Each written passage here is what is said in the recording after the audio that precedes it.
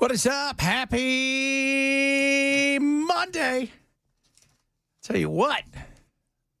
Ready to rock and roll. This portion of the program is brought to you by, I don't think I have a little paper here. Where did it go? Did I lose my paper? Probably. This is what's going on here. National Certified Alarm, long-term contracts, license number 645. Confusion, man. It's one of those days already. See, you don't even need it. I know. It's got all this stuff memorized. It's in my brain, dude. It's in my brain. It's in my brain. Just Bell and I. Got Jay here today. Ken decided to quit for the week. Because he's a bastard. He is. Well, you know what? We don't want to tell you guys this, but we'd come up with this a while ago. Ken is actually on his way right now to pick up our tuna boat. Pretty excited about it. Yeah, I'll believe that when I see it. I can't believe he's getting it, but it's about time because I'm excited to go tuna fishing with Ken. This is going to be the name of our Tuna Fishing with Ken. Tuna Fishing with Ken. That's our podcast. It's going to be awesome. So it's going to be cool. Cool beans. So, but no, he's off this week. So don't worry, though. We're here. Ready to rock and roll, have some fun, talk about war because we're still at war. DHS.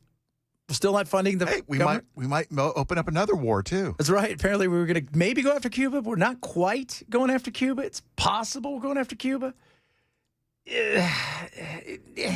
We'll see how well our troops do in the dark. Yeah.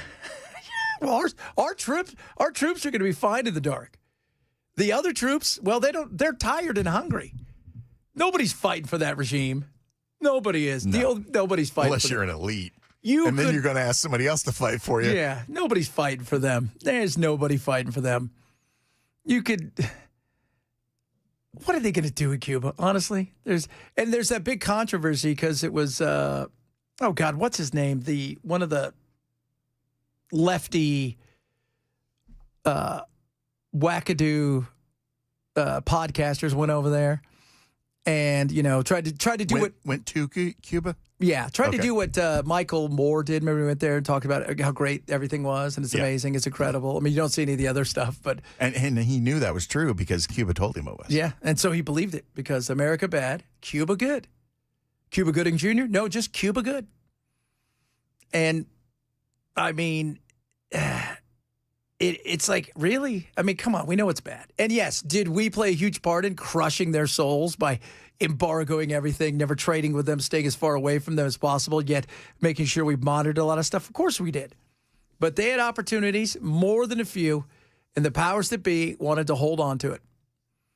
As I say every single day, I see nobody hopping in a refrigerator and going in the other direction. Yes, people in Miami are not making rafts out of garbage and trying to get to Cuba. Come on, hop on in. I got a shoe in my refrigerator. We can make it all the way there if we're not eaten by sharks on crack cocaine. So, which is a real threat now. Which is absolutely a real threat, which is bizarre. So, yeah, but we got lots of people over there in the Middle East, though. Oil going up. Now, I got gas for the first time since the war started on Friday night to break down and get gas. Damn, that's more expensive. Not a fan of that. What did you pay? Like $3.96 or something. Wow. I over in my area, I live up north part of the city. Normally, the gas stations that are on the next to the major highways, like on Gallatin Road and places like that, they are always 10 to 20 cents higher. By the freeway. And I would shop at the Kroger in East Nashville, and they were always 20 cents lower. Now they're all $3.69 a gallon. Yeah. And where did the discount go, though? Do you get the discount thing from Kroger? Where you yes. Get absolutely. What's your best discount ever? You ever got one of those ones where it's like 20 cents a gallon because you spent so much and you forgot about it for years? No. I've had 40, 50 cents off sometimes. It's very rare for that to happen, but it's a couple times I hit it. Oh, man, we had a Kroger, not Kroger, we had I'm trying to think what it is out there. We had one of those things where I forgot for like 2 years. We go spend money there all the time. And one day I had to fill up and I put it in and I'm like, I thought this was ours. Oh, no, that's right. It was my mother-in-law's and I put hers in and it was so cheap. It was like 60 cents a gallon or something. When you got gas Friday, was it at Costco? Yeah, maybe it was $3.89, something like that. It ended up being like way more than it should have been. It was ridiculous. Well, especially if you're shopping at Costco, because don't they usually cut the price as a loss leader? Yeah, just to get you to come out and spend money? Dude, I'm telling you. And then the diesel or whatever the other one, the expensive one, was like $4.69. I was like, dude, this sucks. What is going on? Oh, that's right, oil.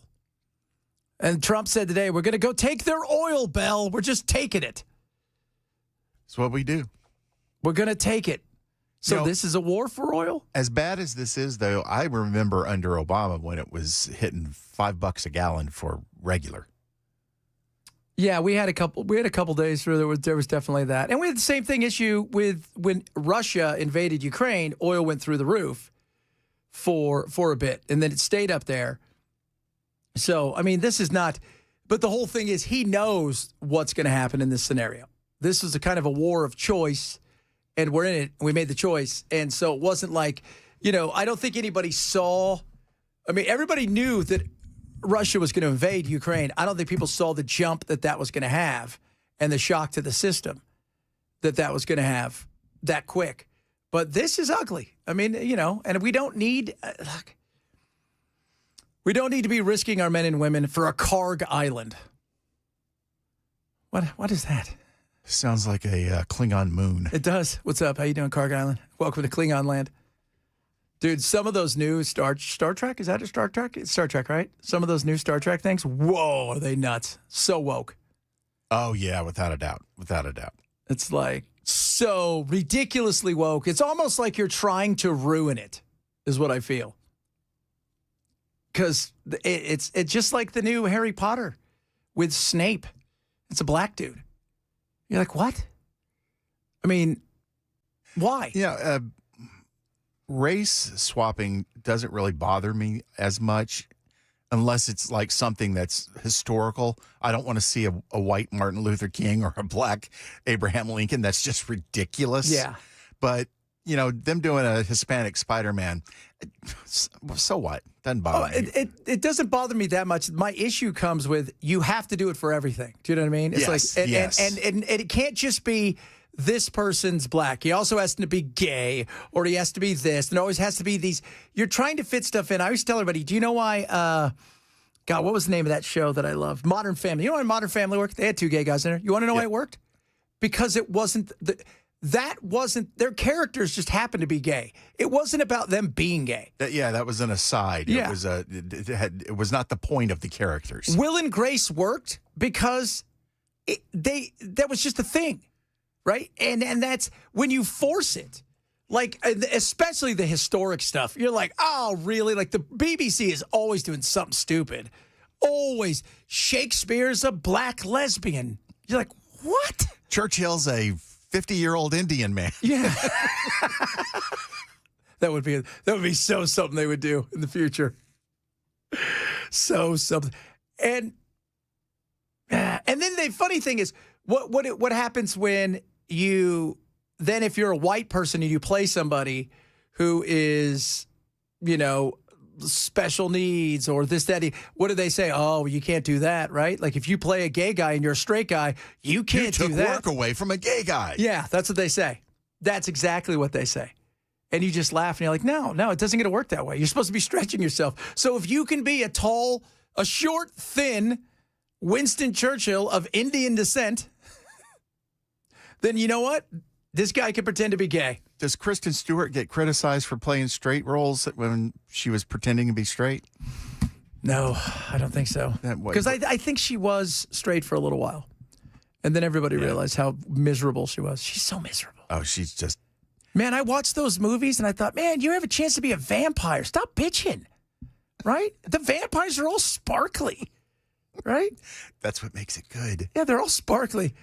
I remember my nieces and stuff, my little brothers and sisters, they were so excited. They were holding up signs. They went to like opening night, like I'm team other guy and I'm team Edward or whatever. And I just laugh. And I'm like, which one's the gay vampire from Abercrombie and Fitch? And which one's the gay vampire from Old Navy?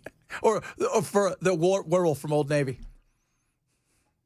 Do you remember I was watching a rerun of MASH and there was a soldier who had gotten beaten up. He was in the hospital because he had been beaten up so bad. And he tells Hawkeye, there was 2 guys in our unit that really got taken up. There was a black guy and a gay guy. And this guy was white. Oh. And so Hawkeye looks at him and goes, "So you're a Negro. Who would have known?" And they were so subtle about it, and they weren't trying to necessarily push an agenda. And it was just really kind of subtle and soft step. And now when they try to do something like that, it's like trying to plant a fag into the moon. Yeah. Look what we have done. We have achieved. Yeah. Oh, shut up. Yeah, they want to bludgeon you with it over your head over and over again. Like, deal with this. It's not about that. That's why you guys fail. That's why. In fact, we're going to talk a little bit about that, because if you didn't see the crazy Canadians over the weekend trying to do this, they have their Progressive Democrat Party who was trying to elect some new leader, and it was the kind of thing we got from the American Socialists. You remember that? Is this the people that were, I got a privilege card, I can break line? Yeah. Greatest thing ever. Greatest thing ever. It was spectacular. So we're going to talk about that. We've got a bunch of stuff to talk a little bit about the war. Again, war, not war, maybe war, TSA. How's it going out there? They're getting paid something. How long does the pay last? Is it this a one-time thing? Is it going to be several of these? People have no idea. We're going to talk a bit about that. A bunch of other good stuff to get to today. Reach out to us. We love hearing from every single one of you. Top of all of that stuff, we're going to talk a bit about Tiger Woods, too. So, he blew his zeros all across the board.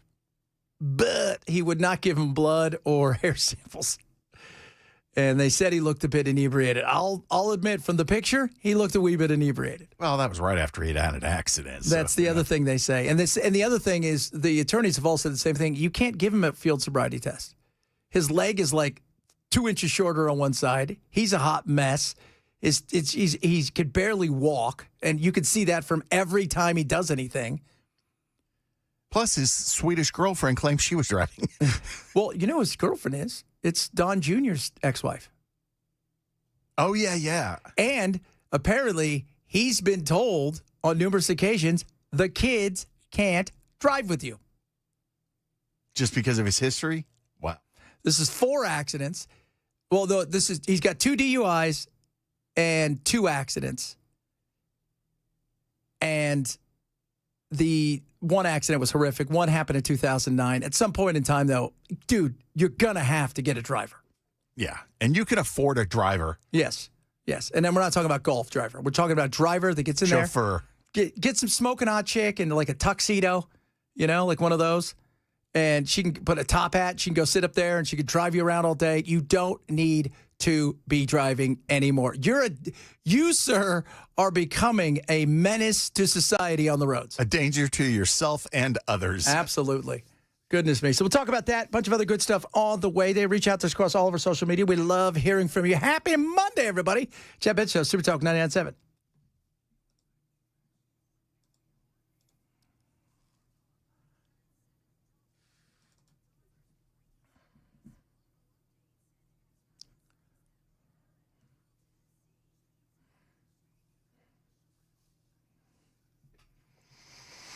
Bulwark Capital this week, everybody. My friends over at Bulwark are doing something amazing. It is called Cutting Through the Market Noise live webinar. It is happening on the 2nd, few days from now, 5:30 our time. It takes about 45 minutes to an hour. They're going to talk to you about everything from what kind of impact can AI have on your retirement to all the chaos and noise you hear about, the war, the housing market, everything, gold. They're going to help you shake it out and take a look at it, whether it's your investments, your retirement. Let them help you, my friends at Bulwark Capital. Like I said, about 45 minutes or so, give or take. Simple and easy. They're going to show you what everything that it is that they do. Lower risk, lower cost, lower volatility, because it's all about protecting what you've already worked for, risk management, and fundamentals, and the value investings they use with their fundamentals and how they can go and grow what you work so hard for. Sign up for it. It is the Cutting Through the Market Noise from Bulwark Capital.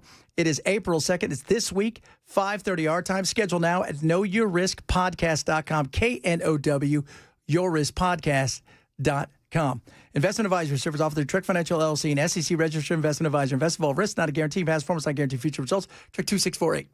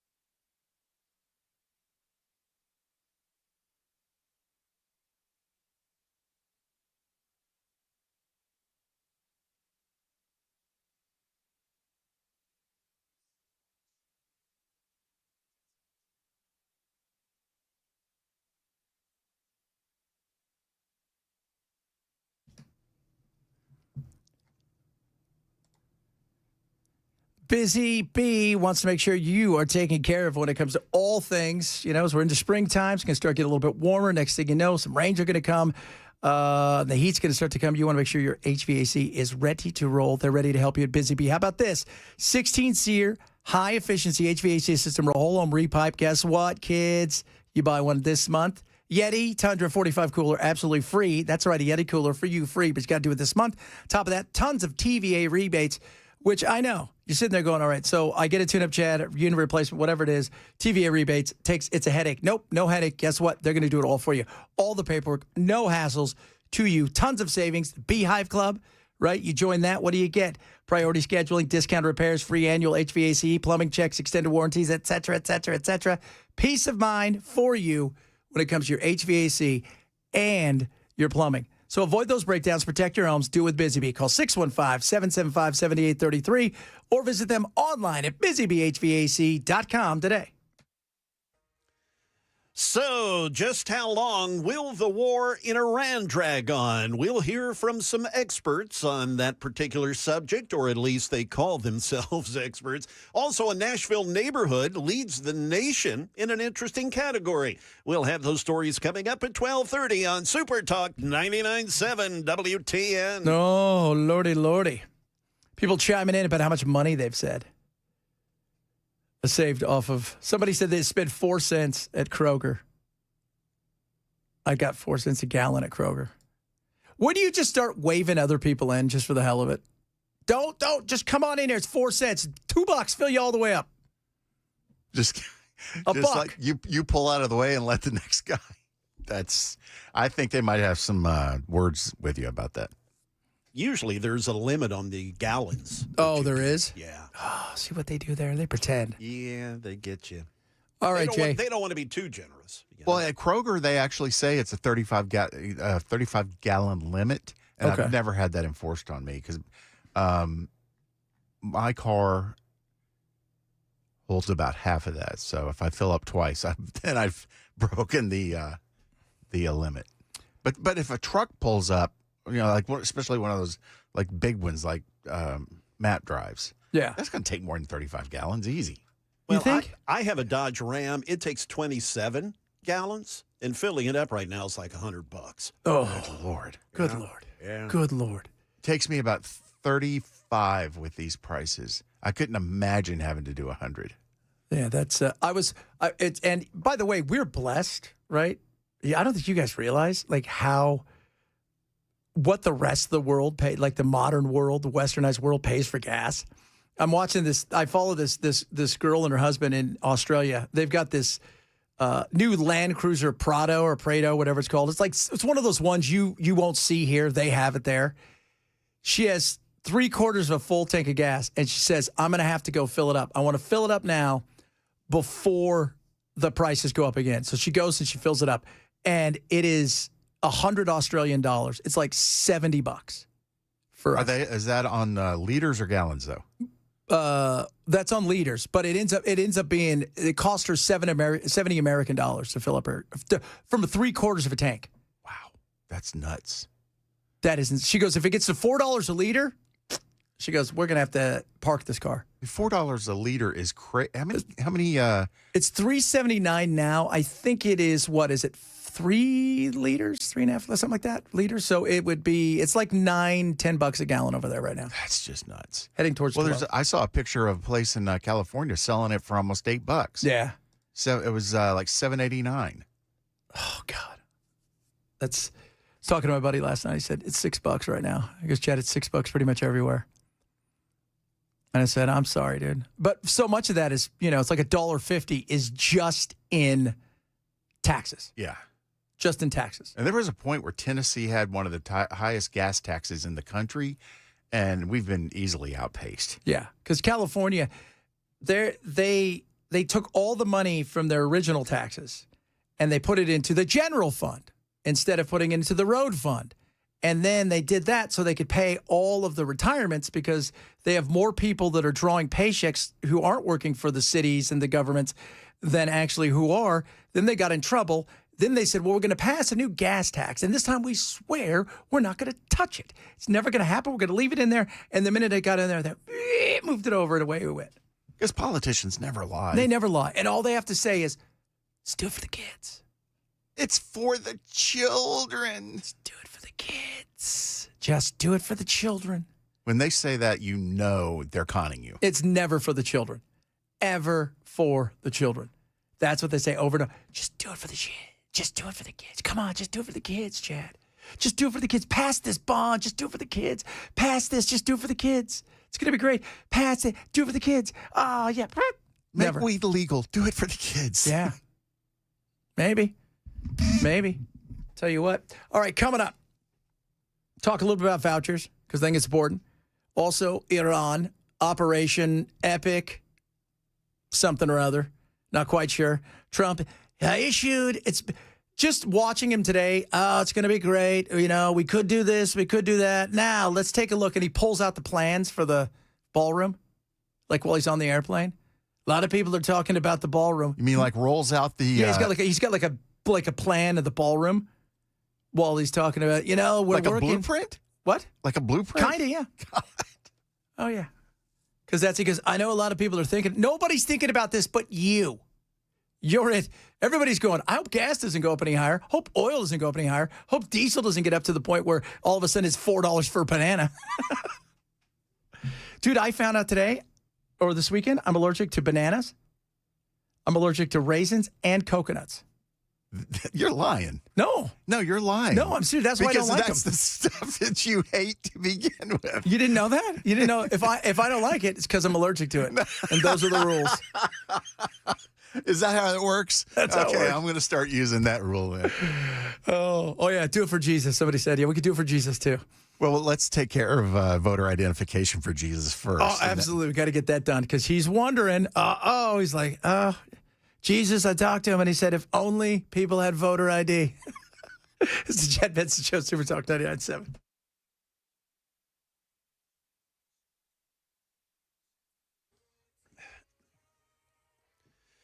It is 12:30. I'm Jay Harper with your top stories. A full forecast just minutes away. The fighting in and around the Middle East appears to not be stopping anytime soon. Iran has struck an Israeli refinery, and it's threatening violence against American and Israeli military bases and civilians in the region. This as more U.S. Marines have arrived.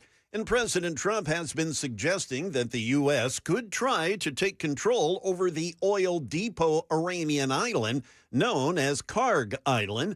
More from ABC's Shannon Kingston on the timeline of the war and what the Trump administration has said to some U.S. allies. That 2 to 4 week timeline is the one Secretary Rubio set in a closed-door meeting with G7 allies at the end of last week. But the Pentagon does appear to be preparing for a much longer operation.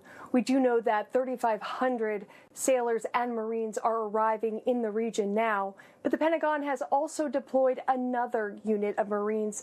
That group is not set to arrive until May. All of us have seen the proliferation of artificial intelligence, and the rapid growth of AI has Americans wary about the future.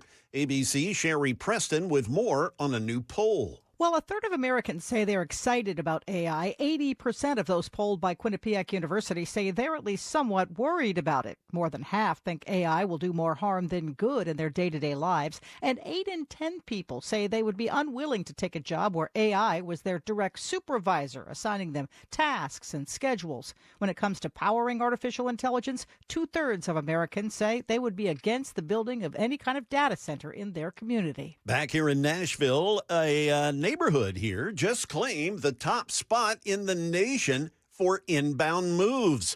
That's according to a new report. The 37228 zip code, that covers Metro Center in North Nashville. It actually led the country with almost 13 moves per 1,000 residents in February. That's according to Moving Places March 2026 Hottest Zip Codes report. It marks the third straight month the area has landed in the top 10, but it's the first time that it's reached the number 1 status. The zip code, it sits along the Cumberland River on Nashville's north side, And the area is caught between the city's industrial roots and a wave of new residential development. The report, it tracks millions of verified move records across the country every year, and it measures move activity by volume per capita, total moves, and month-over-month increases. That is the latest news. We've got weather next. I'm Jay Harper, WTN News.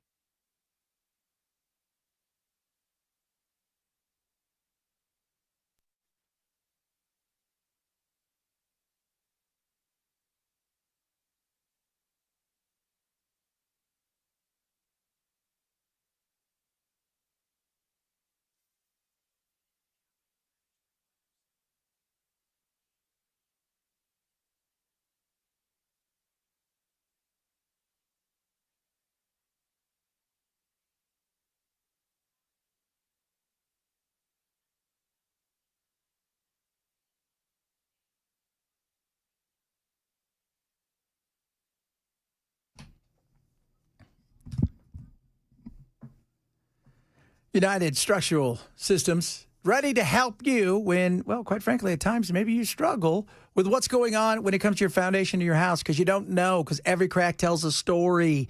They're local. They know the soil. They know the ground. They know the weather, and they know how to help you when it comes to all of those issues, whether it's your foundation, basement, water intrusion, crawl space, moisture, things of that nature. They're there for you. 30 years in business. United Structural Systems is amazing. 30,000 plus local homeowners. They've trusted USS for a reason. Their experience is invaluable. They know what goes on here because they're here. They're your neighbors. They're your friends. They're ready to help you. And let me tell you something. They're going to come on out. They're going to give you a free inspection. They're going to charge you anything, expert diagnosis. And they're not going to be one of these people who say, I'm going to sell this person something. No, if you don't need it, they're not going to sell you that. That's not who they are. It's not what they do. Their repair solutions are engineered to stand up to our local conditions. That's why USS is so amazing. This is what I want you to do. Call USS today. Get in front of it before the rains start to come, before those cracks start telling different stories. 615-488-7855, 615-488-7855, or online at USSTN.com.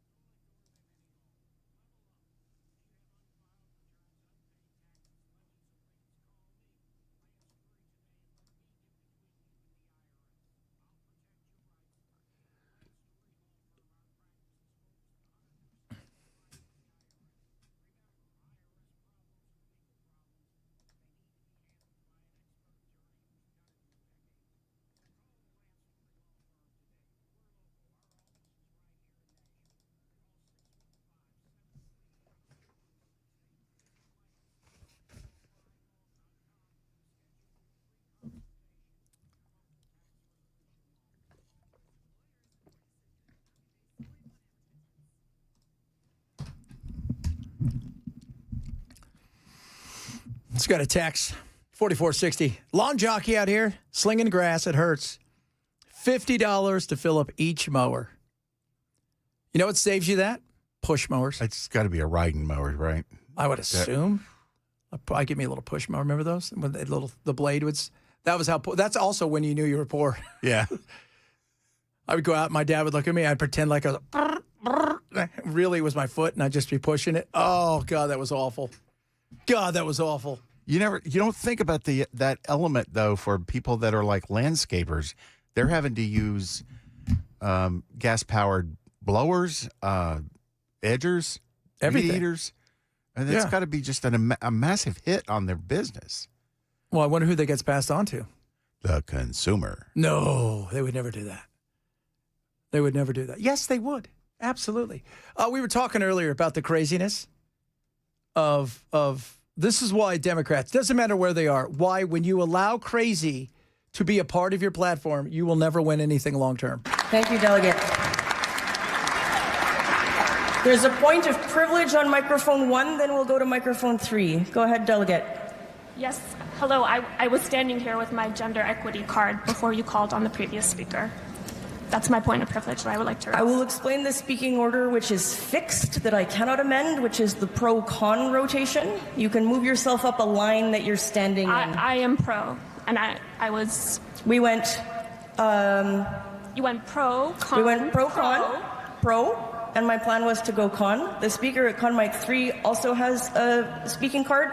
Yesterday, this card was used in an inappropriate manner. And while I understand in Ontario we note this as equity, even if this was also used inappropriately in terms of gender. I want everyone to be mindful that these cards for individuals like myself who identify as a Black woman have no value outside of this space. Yep, there you go. By the way, she identifies as a Black woman, being the fact that she's a Black woman. I thought the color of your hair was supposed to be your privilege note. That's exactly what like it's supposed to be. If you're blue and then you get a certain privilege, and if you're green, it's a certain privilege, and if it's violet, there's 2 privileges combined. And if you've got a nose ring, right? If you've got your hair's really short, but maybe you got a mullet, that's also a good one, right? Pink mullets, solid. Yeah, solid. the combo with the nose ring too would be pretty powerful. Now, let's see if there's anything that reminds me of. Let's go back a few years to our good friends of Socialists of America in Chicago, trying to just get the meeting started. Quick point of privilege. Quick point of personal privilege. Yes.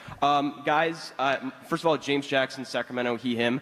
I just want to say, can we please keep the chatter to a minimum? I'm one of the people who's very, very prone to sensory overload. There's a lot of whispering and chatter going on. It's making it very difficult for me to focus. Please, can we just, I know we're all fresh and ready to go, but can we please just keep the chatter to a minimum? It's affecting my ability to focus. Thank you.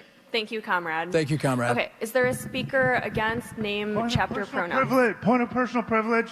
Yes. Please do not use gendered language to address everyone.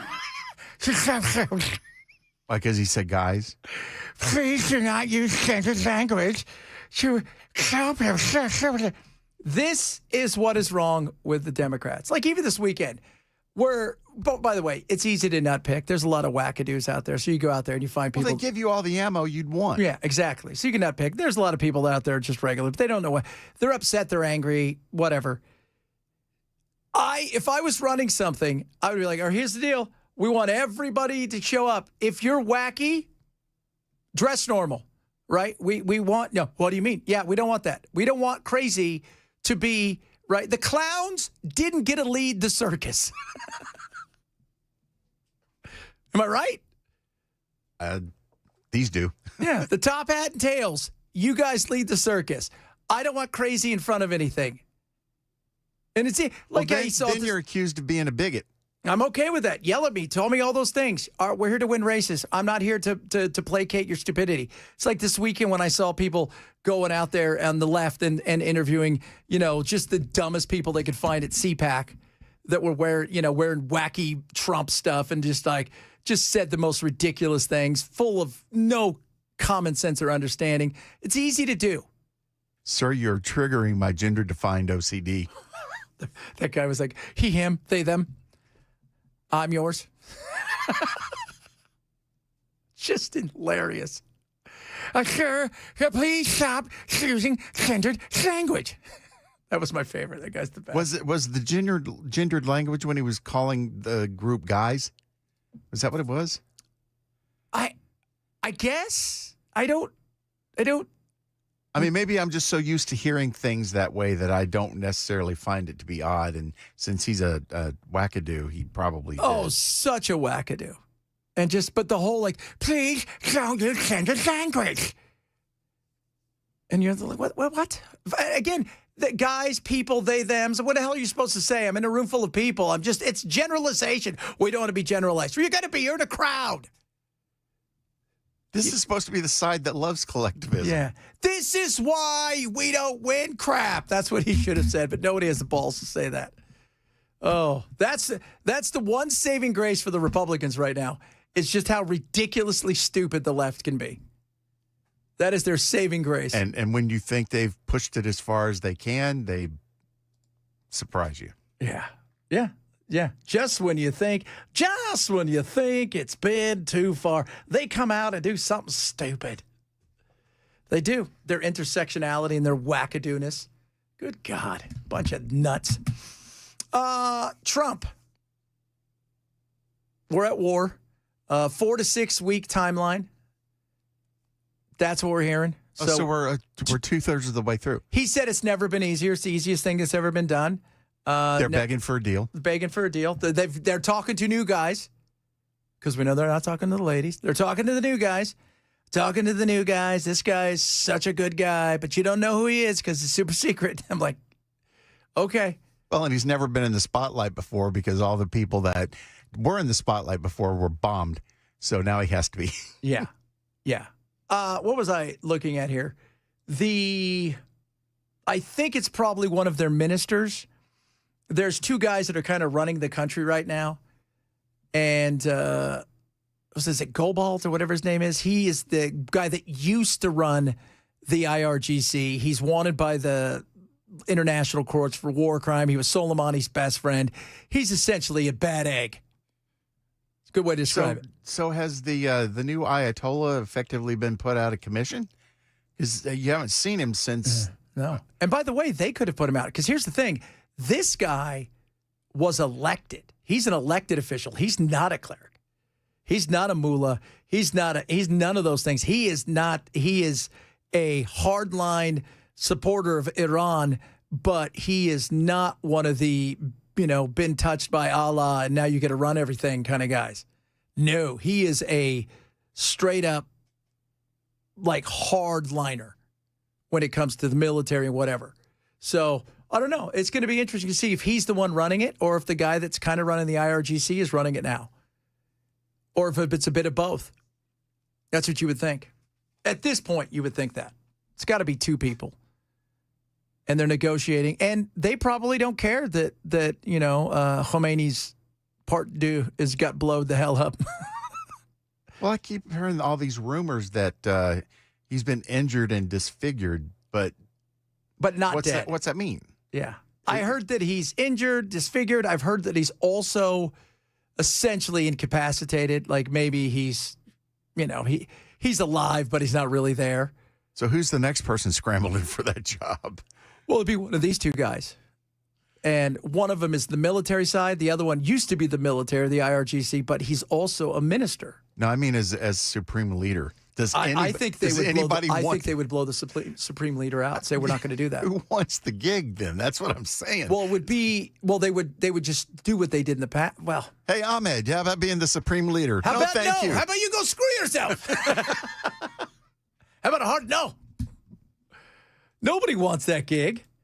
Nobody does. I mean, it's like, no, you take it. It's like being, as you were talking about, it's like you want to be like 20th in charge in North Korea, like where you get to hang out at the parties and you got a nice apartment, but nobody's worried about you coming to take something over. Because that's the closer you get to the top, the shorter your lifespan gets. And the more they assume that you're willing to do something to pop them out of power. Exactly. Which puts a target right on your forehead. Yeah. The minute you ascend to number 2, it's not if but when one of you are going to have to kill each other. And by the way, the weird thing is you killing that person, right? If you're number 2, doesn't automatically mean you get that position. So it's that weird situation where what do you do? right? So that's why you want to be down in the low 20s or 30s. Cool enough to have an apartment, right? Get some good stuff. You get to eat meat. Your kids are doing okay, but far enough away from everything that crap's never getting to you. You know? It's not getting to you. We live in Pyongyang. We got TV for like 6 hours a day. I got to quit watching those videos. Come in every day. Bill goes, I got to stop watching these things. I'm starting to have dreams about North Korea. What was your dream the other day about North Korea? That Kim Jong-un and I were sitting on the beach smoking cigarettes, and we were just talking, having a conversation like we were best friends. And I was like, dude, it's lunchtime. Let's go get some sushi. And he looks at me and goes, we can't. My dad had the sushi chef killed. That's what Bell does. What were you watching last night about it, too? Because you got into something else today about, like, I don't even know what it was, about your obsession with this insanity. Oh, you were talking about somebody who went to Myanmar to get it. Yeah. No, this travel guy who's basically about, foods in foreign countries, what they're like to go there, if they're fun or not. He goes to Myanmar, which the State Department says don't go to Myanmar, and he did anyway. And he has has an inflamed appendix and has to have surgery in Myanmar at a Myanmar hospital staffed by Myanmar doctors. And the cost? Was about 10% of what it would have cost in the U.S. Yeah. But he doesn't live in the U.S. He lives in Vietnam, but he is an American citizen. Don't go to Myanmar. They tell you all the time. It's the longest running civil war on the planet. And every, you know what? That's one of those areas where when you get a globe, they just write it in pencil, because then they're like, oh, it's Burma again. Oh, it's Myanmar. Oh, it's Burma. The last time an American went there, Rambo had to go save him. And he wasn't happy about having to do it. Yeah, he wasn't. He was enjoying his retirement. He was just chilling, relaxing, right? Catching cobras for the cobra catcher guy out there. And the next thing you know, he takes him down there. He's got to fight Burmese pirates, and he kills a whole bunch of them, and then they all get mad at him for killing them. But then he's got to go back in and save a whole bunch of people. That's not something you want to happen, because he's retired now. Good God. All right, coming up. Oh, talk a little bit about Tiger. Somebody texted in early because, John Daly didn't have. John Daly has slaughtered. He's got a different kind of problem, John Daly. He also had some DUIs. He also had some white trashy kind of things, too. But this is why we like John Daly, though. That's why we love John Daly. In his golfing world. But yeah, Tiger's got some issues that need to be addressed. Chad Benson Show, Super Talk 99.7.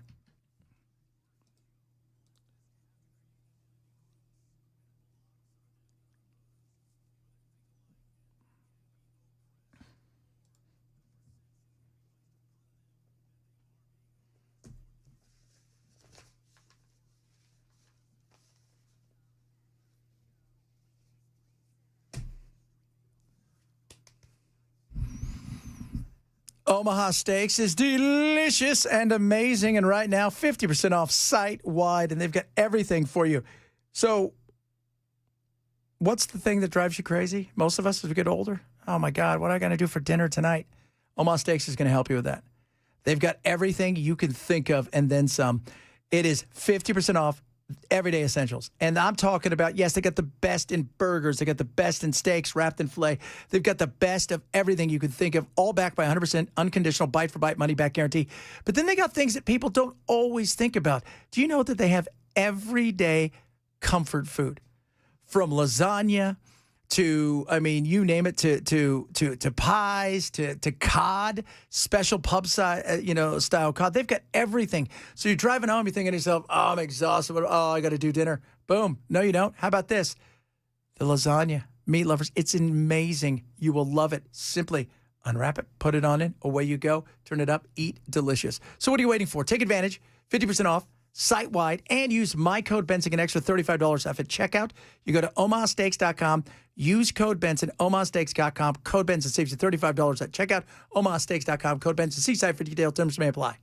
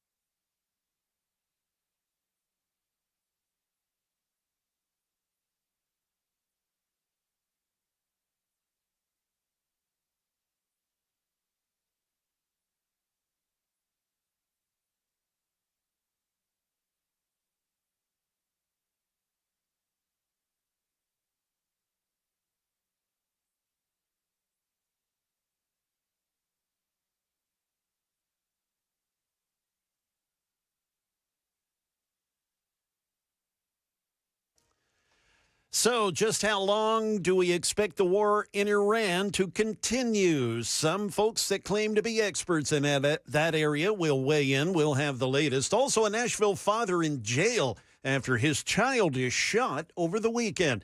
We'll have those stories coming up at 1 p.m. on Super Talk 99.7 WTN. Very close friend of mine. He's an amazing person, amazing man, but some difficulty. He's got some difficulty. There was an accident, and that's all I know. Trump talking about Tiger. The night before, he told everybody Tiger wasn't playing in the Masters, which Tiger hadn't told everybody. then he flipped his vehicle. Maybe he was driving to go confront Trump over it. Maybe he was. Apparently, the Secret Service they've basically told Tiger, you can't take the kids. You could be in the car, but you can't be driving. Even because he feels like a guy zips around a lot, goes fast. Has, done. And you would think after almost losing your foot, that might wake you up a little bit. You would think, Obviously not, though. No. I mean, he lives a bit of a reckless life. There's no doubt about that. Very much a bit of a reckless life.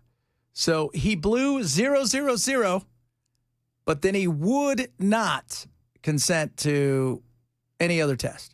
Well, if that had been a Tennessee tripper, he would have been arrested anyway. Even if he was sober. So, and again, blowing a zero doesn't mean that he. And let's be, let's also not forget, he is probably on several painkillers for his body because he just played Monday or Tuesday night. He played his first real kind of golf situation at his. So if you guys don't know, he's got this indoor golf league that he and Rory own, and he played with his team on Monday night or Tuesday night. So, and it's awesome to watch. I want to try it, but that's kind of the golfing that he's been doing. He's been out swinging and hitting, but he hadn't been playing, and he gave it a go. He's still ripping it, but the reality is what's it like the next day? When he's probably got arthritis like you cannot believe. He's probably in a position where his legs and knees are such a mess. His back's fused together on numerous occasions. He has been in accidents.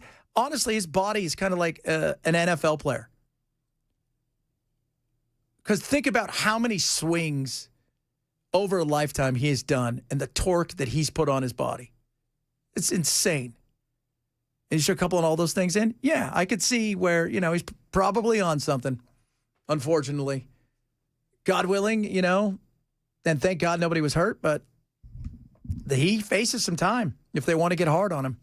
I don't know if they're going to or not, but there is that possibility. All right, coming up, hour number 2. We didn't get to vouchers. We're going to get to it to kick off hour number 2. That's all straight ahead. Chad Bench Show, Super Talk 99.7.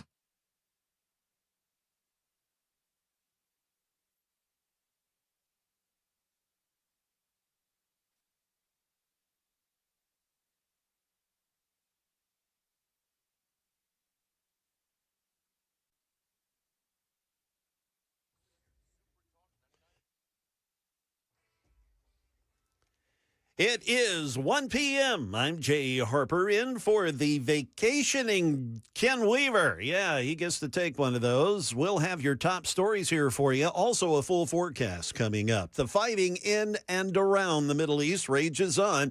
Iran has struck an Israeli refinery. It's threatening violence against American and Israeli military bases, as well as civilians in the region.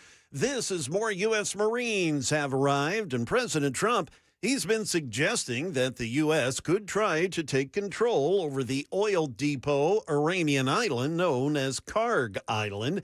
This as the U.S. insists that talks with Iran are taking place. We hear now from ABC's Ian Pannell. The president says that he's having talks, that he's talking to some kind of moderate leadership. It's not clear who it is. Neither he nor Marco Rubio, who's on Good Morning America, have made clear who that person actually is. And if Iran doesn't come to the table and make agreements, it's not clear the people he's talking to are capable of following through on any promises that they seem to be making. Back here in the U.S., TSA officers finally seeing some money after the president's order that they get paid despite the ongoing partial government shutdown. We hear now from ABC's Alex Stone. Pascual Contreras is a TSA officer in Phoenix. He, like many of his colleagues, had been calling out sick after weeks of not getting paid. He says he'll be returning to work tomorrow now that his back pay has appeared in his bank account, but he says the damage has already been done. There's a lot of uncertainty, and we have lost a lot of good officers, unfortunately. Also, what's unclear is if the president's order for TSA officers to get back pay will also include future pay until there's a deal, or if it will just be the lump sum of back pay for now. Back here in Music City, a Nashville father behind bars after his 6-year-old son was shot Saturday afternoon. The Metro Police Department said the shooting happened while the boy was in his father's care at a home along Quaylen Drive. Channel 4's Hunter Hoagland has more. A heartbreaking story to get to. Right now, a Nashville father is facing charges after his 6-year-old son accidentally shot himself. Arrest papers show the father was asleep on the couch with a pistol inside of his pocket. He told detectives he woke up to the sound of a gunshot and found his little 6-year-old on the floor bleeding. He then called for help, and that boy was rushed to Children's Vanderbilt. Sadly, officials tell us that boy may not survive. The father told officers he found that gun in a ditch earlier that morning and then put it inside of his pocket. He's now being charged with felony child neglect and possession of a handgun by a convicted felon. The man was booked into the downtown detention center. His bond has been set at $75,000. The father is not being identified to protect the child's identity. That is the latest news. Weather's next. I'm Jay Harper, WTN News.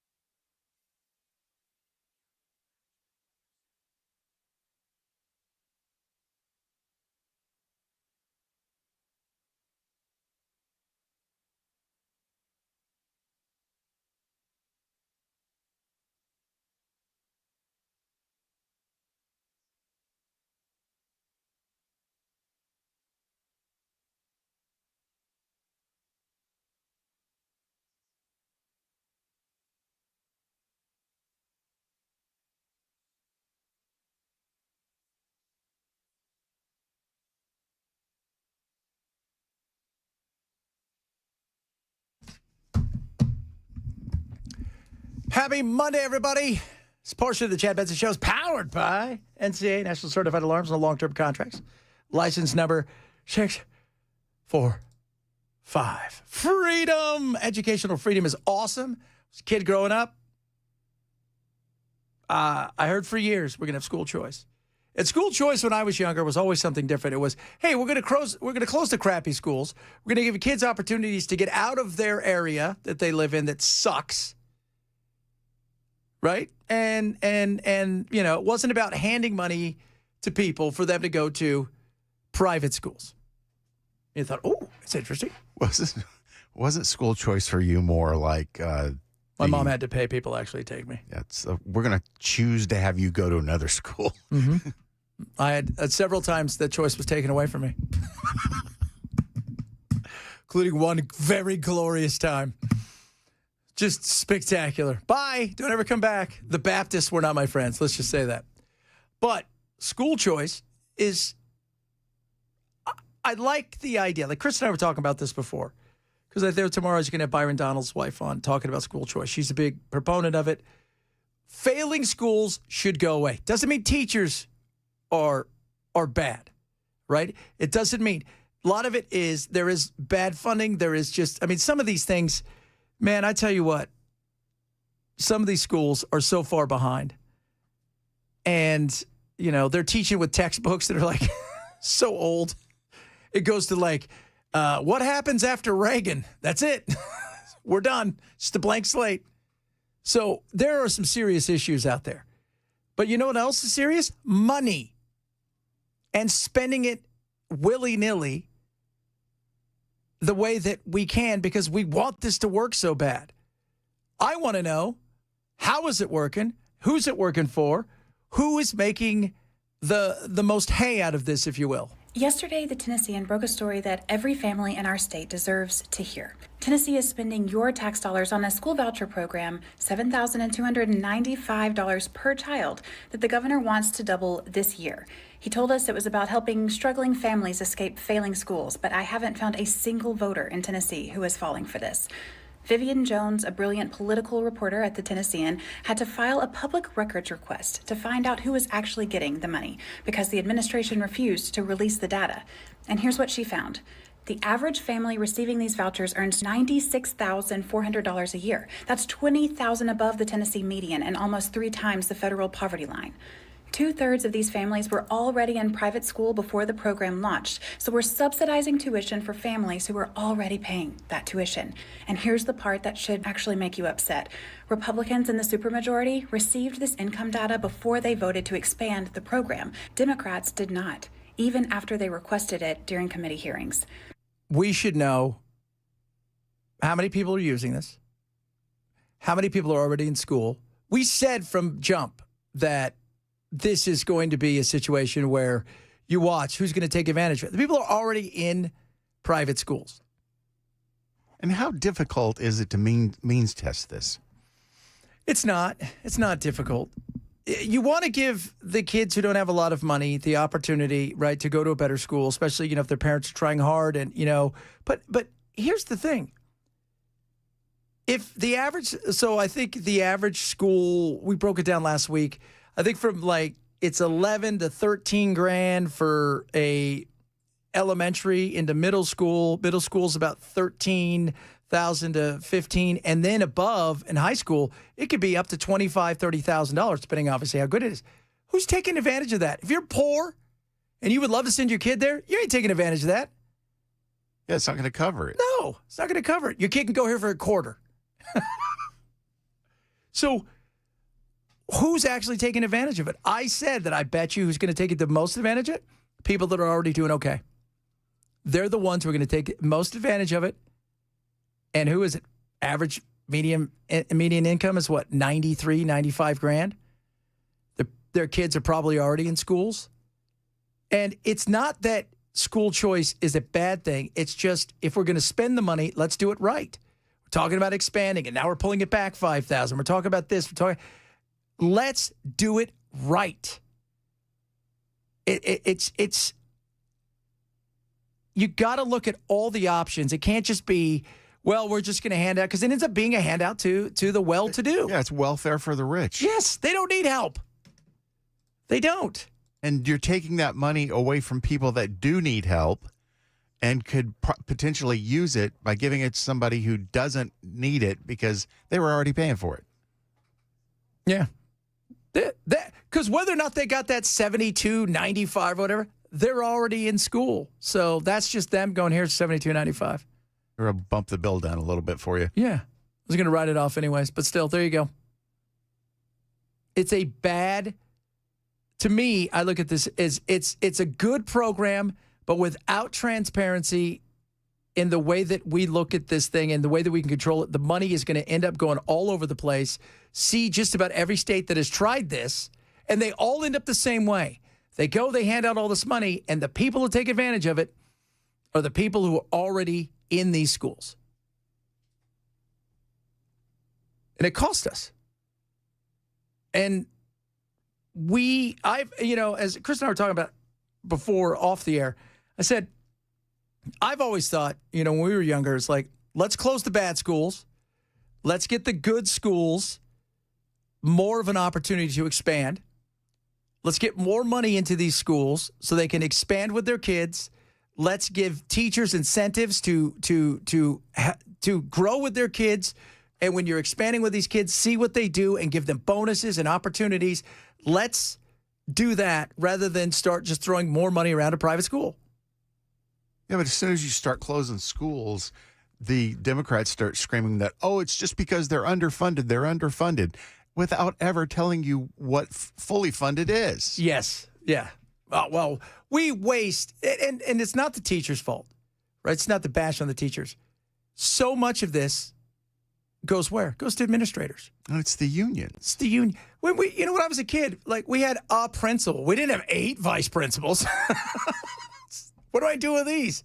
I think in my high school, I remember having a principal and maybe 2 vice principals. Yes. So I had my junior high, one of my junior highs. Went to a lot of them. I think I went to 3 or 4.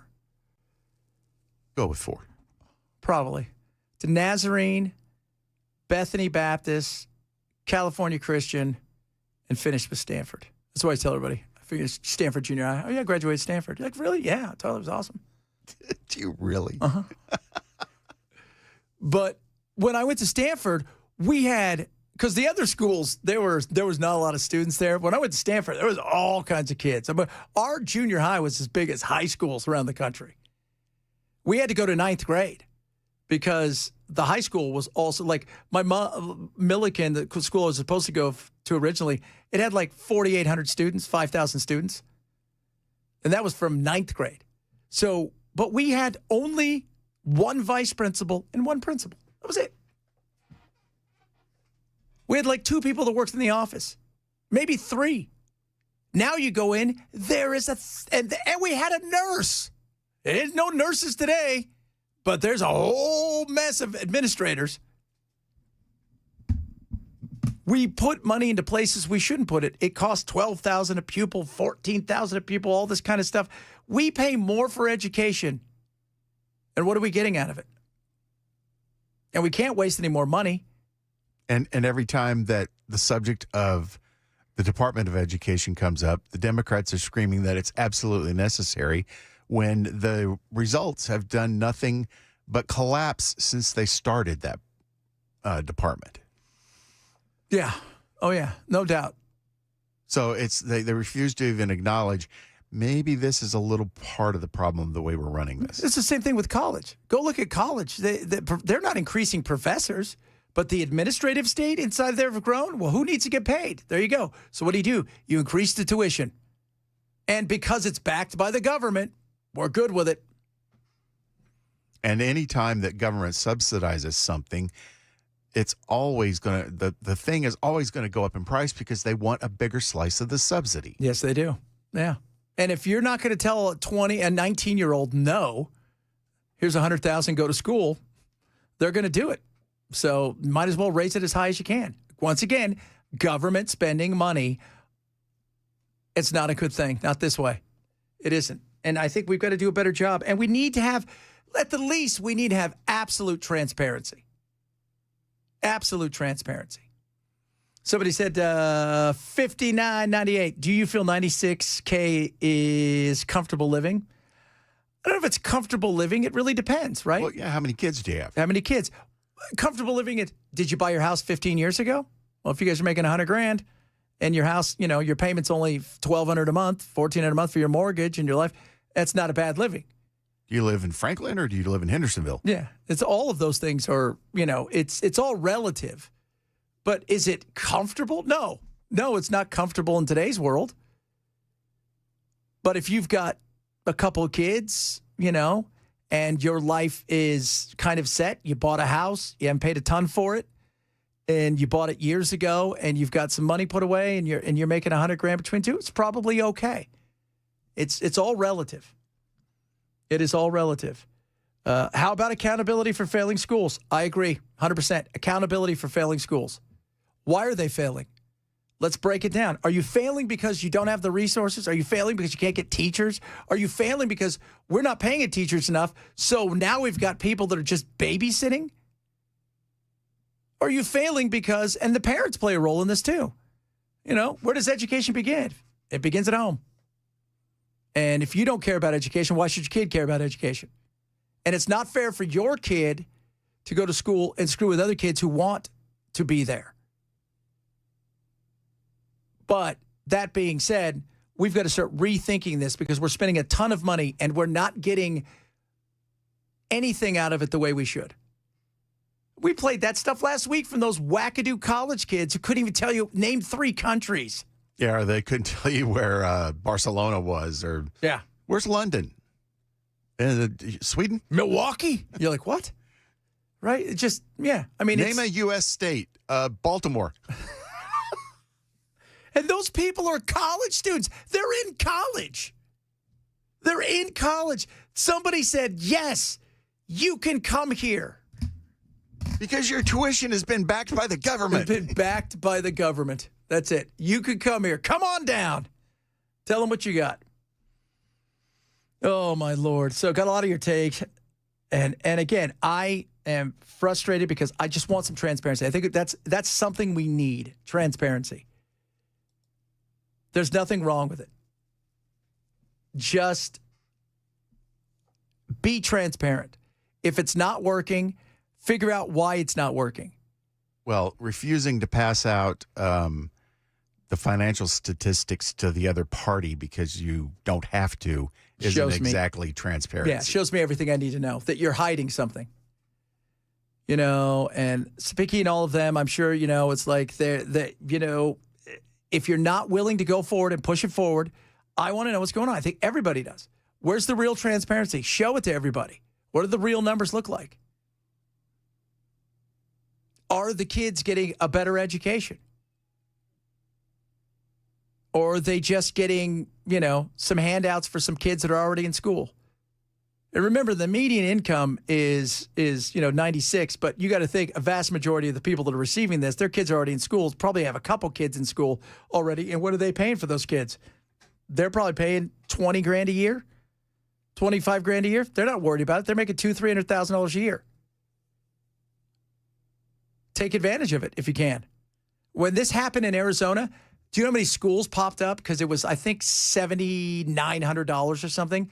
There were so many schools that popped up, and it was $7,900 to go to school for the year. It was like that kind of thing. $7,900. Well, that's oddly enough. That's what it costs to go here. Which, in most cases, is probably cheaper than the average. Yes. By a long shot. Yeah, but it was $7,900. And what do? They're going and they're just setting up schools where they bring in 50 kids. And they just go and they do a curriculum they find online and say, our kids are doing fine. That's why people are homeschooling. They're frustrated, very frustrated, and they should be. And the expense of this right now is very real for all of us because we can't even get any damn thing done when it comes to potholes. And I drove around this weekend looking for houses. Potholes ate my car almost. Enough. Can't do potholes. How can you think we can do school, for God's sakes? All right, coming up. A lot of other good stuff on the way today. We're having some fun as well. Belle and I are here. Ken decided to quit for the week. So we got our man back there. Thought he was going to get our tuna boat. He's going to get our tuna boat. So it's going to be a hodgepodge this week, right? If I'm correct, of who's going to be. I think you're right. Of who's going to be doing the news. I think Mason's doing it a couple days. Yeah? Yeah, I'm here tomorrow. Then I don't know who's here Wednesday. I've got ball games Wednesday. Hey, speaking of ball games, real quick, what do you think of ABS? Oh, I think it is really showing how bad some of the umpires really are. C.B. Buckner got overturned, what was it, 6 or 8 times the other day? Yeah, it's crazy. I'm watching it, and it's fascinating. And it only takes 15 seconds. Yeah, it is. It's not, a real big delay to the momentum of the game by any means. Of course, baseball's slow enough as it is. But, yeah, I think it's kind of cool. I wish they had more challenges, though. I don't know. What do they get? Each team gets 2? Yeah, I think if you win them, you get to keep them. Yeah. So. And I realize you don't want to have a whole bunch of them, or you'll just keep doing that. But because you want to be more selective about use of the ABS system. But I don't know, 2 for a 9-inning game. Yeah, I think so too. I think you should maybe get 1 an inning. Yeah, something like that. There you go. All right, a lot of stuff still to get to. Birthright citizenship is going to be on the docket for the Supreme Court. We got some other crazy stuff as well because we like crazy. Because nothing wrong with crazy. Chad Benstow, Super Talk 997.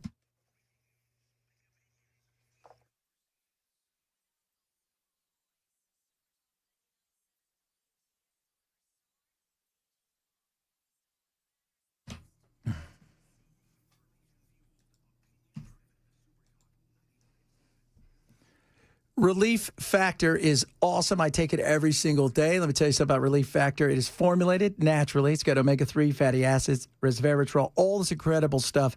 It's also got black pepper extract, which helps your body absorb it. It is amazing. And what I love about it is the fact that I'm working out more. I'm doing more. And guess what? I'm feeling better. Why? Because I recover faster. Whether it's the day-to-day of your life, right? Maybe you're a construction person. Maybe you're in the warehouse. You're picking stuff up, and your body's just getting sore and sore. And you're just not gonna quit. Guess what? This is gonna help with that inflammation and give your body that boost it needs to feel better. I want you to try a 3-week quick start. Okay, they're actually losing money on this. It's less than $20, $19.95, but they want to show you how good it is. They're putting their money where their mouth is. So go to relieffactor.com. Relieffactor.com. Call 800-4RELIEF, 800-4RELIEF for Relief Factor.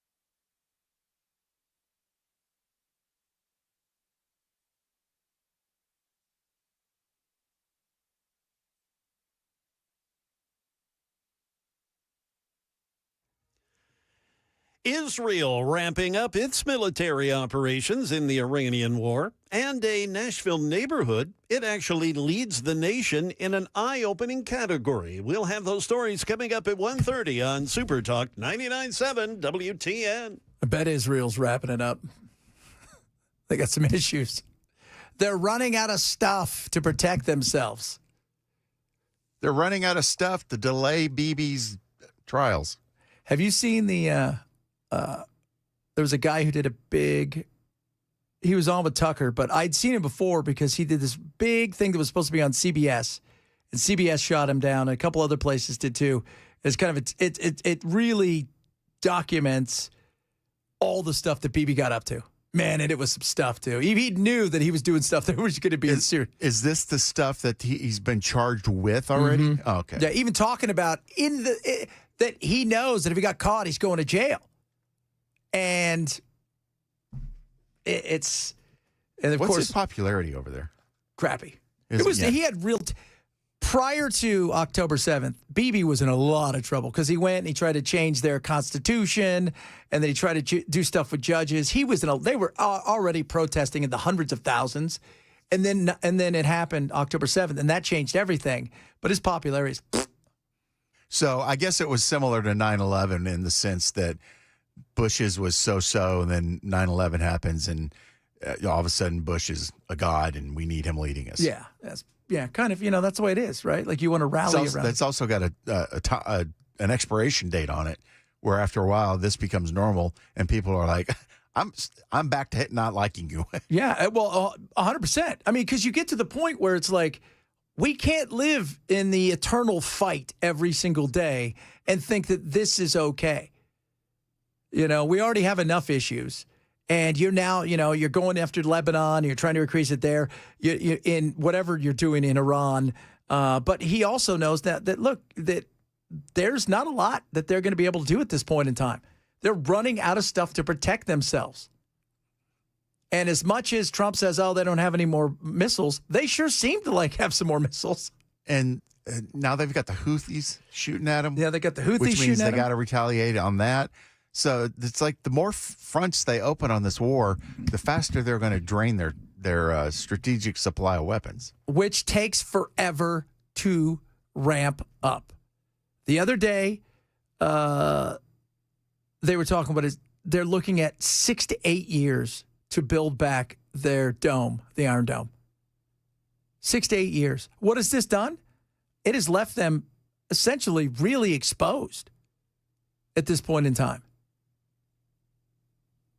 Going forward, they're very exposed. It's not like we magically make these things out of, we got all this here and this, that. And it's going to be, even if they speed it up, it's still 3-4 years that you're going to be exposed in the long term. And every time you get attacked, every time you get a new one and they decide to launch something, well, guess what happens? You got to go and revamp, your supply over and over again. And if they don't have the supply to put their defense shield up, then that's going to force them to go on offense. Then you're sending kids back into the battle. And that doesn't, the favorability of that doesn't last long. No, it doesn't. It does not last long. Go see every war ever. And when you're attacked, okay, we understand that. But now you're at the point where you've opened up, you still have Gaza out there and Hamas. You've got the Houthis, right? You've got Hezbollah, and you've got the Iranians. You've opened up 4 fronts. That can't last. You can't, even with our help, that's because how small you are, the proximity, you're going to run out of stuff. And when you run out of stuff, you're going to start realizing, what are we going to do from here? Yeah, you start having to change your tactics. Mm-hmm. And then that's the fear that they're going to do something crazy with Operation Samson, where they decide we're just going to drop a nuke and show everybody. And then what? Because then everybody's going to want a nuclear weapon in the region. Well, at that point, you've pissed off even the Muslim countries that were neutral or okay with what you were doing. Yes. And they want you gone. And then we've got to go and face the world and say, okay, we tried to stop them. So hopefully they won't do that. We'll see. All right, coming up, kids. This Gen Z lady, this girl, young girl. Kylie? No, but this girl's got her first job, and she is not thrilled by the first job. Oh, the check came? Not just reality came and just slapped her in the face. Chad Benson Show, Super Talk 98.7.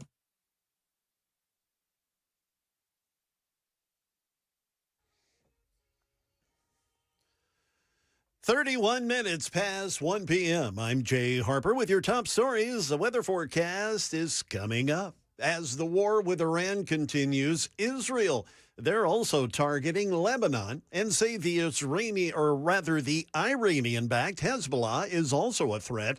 Prime Minister Benjamin Netanyahu said the military operation will indeed ramp up. Iran, in coordination with Hezbollah, struck an oil refinery in Israel overnight. We hear now from ABC's Britt Clinette, who is in Jerusalem. 3 Lebanese journalists were killed in a targeted Israeli strike, said the IDF in southern Lebanon on Saturday. We know that the press groups have called an attack, saying that journalists are not legitimate targets, regardless of the outlet they work for, and that's because the IDF have indicated that at least one of them was working for an outlet that was linked to Hezbollah. Back here in the U.S., progress is being seen today at airport security checkpoints now that the president's order for TSA officers to get some money is actually filling some of their bank accounts. This weekend was still tough for travelers, though, says ABC's Alex Stone in L.A. Even with the promise of their back pay coming, it was still a rough weekend at airports. Over 30% of TSA officers called out sick in Baltimore, New York, and Atlanta over the weekend. TSA officers say still some are calling out because of uncertainty, but money is appearing in their bank accounts now. It's a very different scene today at Houston George Bush Intercontinental Airport. The TSA security wait time had been 5 hours at times last week. Today, it's at under 10 minutes. Back here in Nashville, a neighborhood in Music City just claimed the top spot in the nation for inbound moves.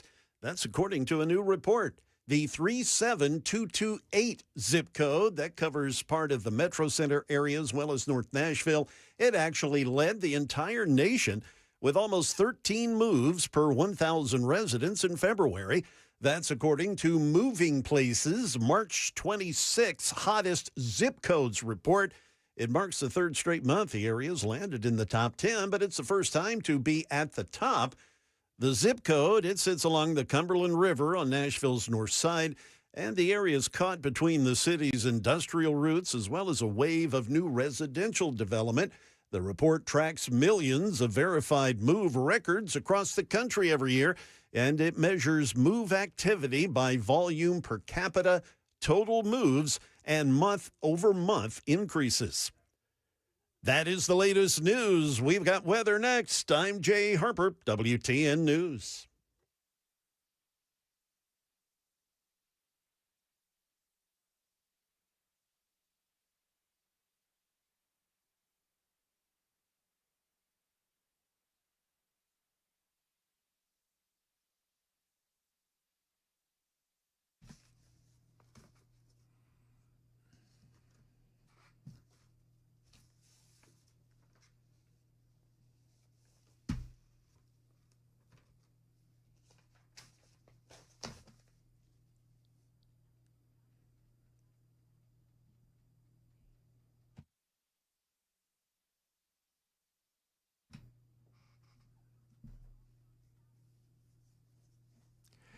Wellness Institute of Nashville. Go to paintisbad.com, paintisbad.com. 47% off right now, non-surgical decompression.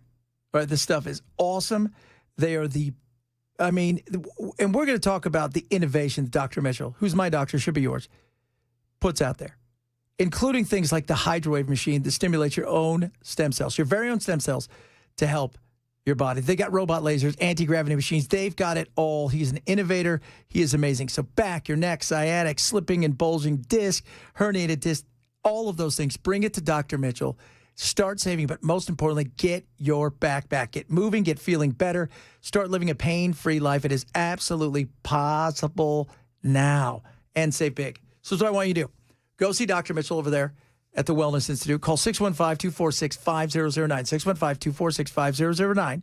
Set up an appointment. Go over there and see him. You will not be disappointed. Get your back start feeling better. 615-246-5009 or online at painisbad.com.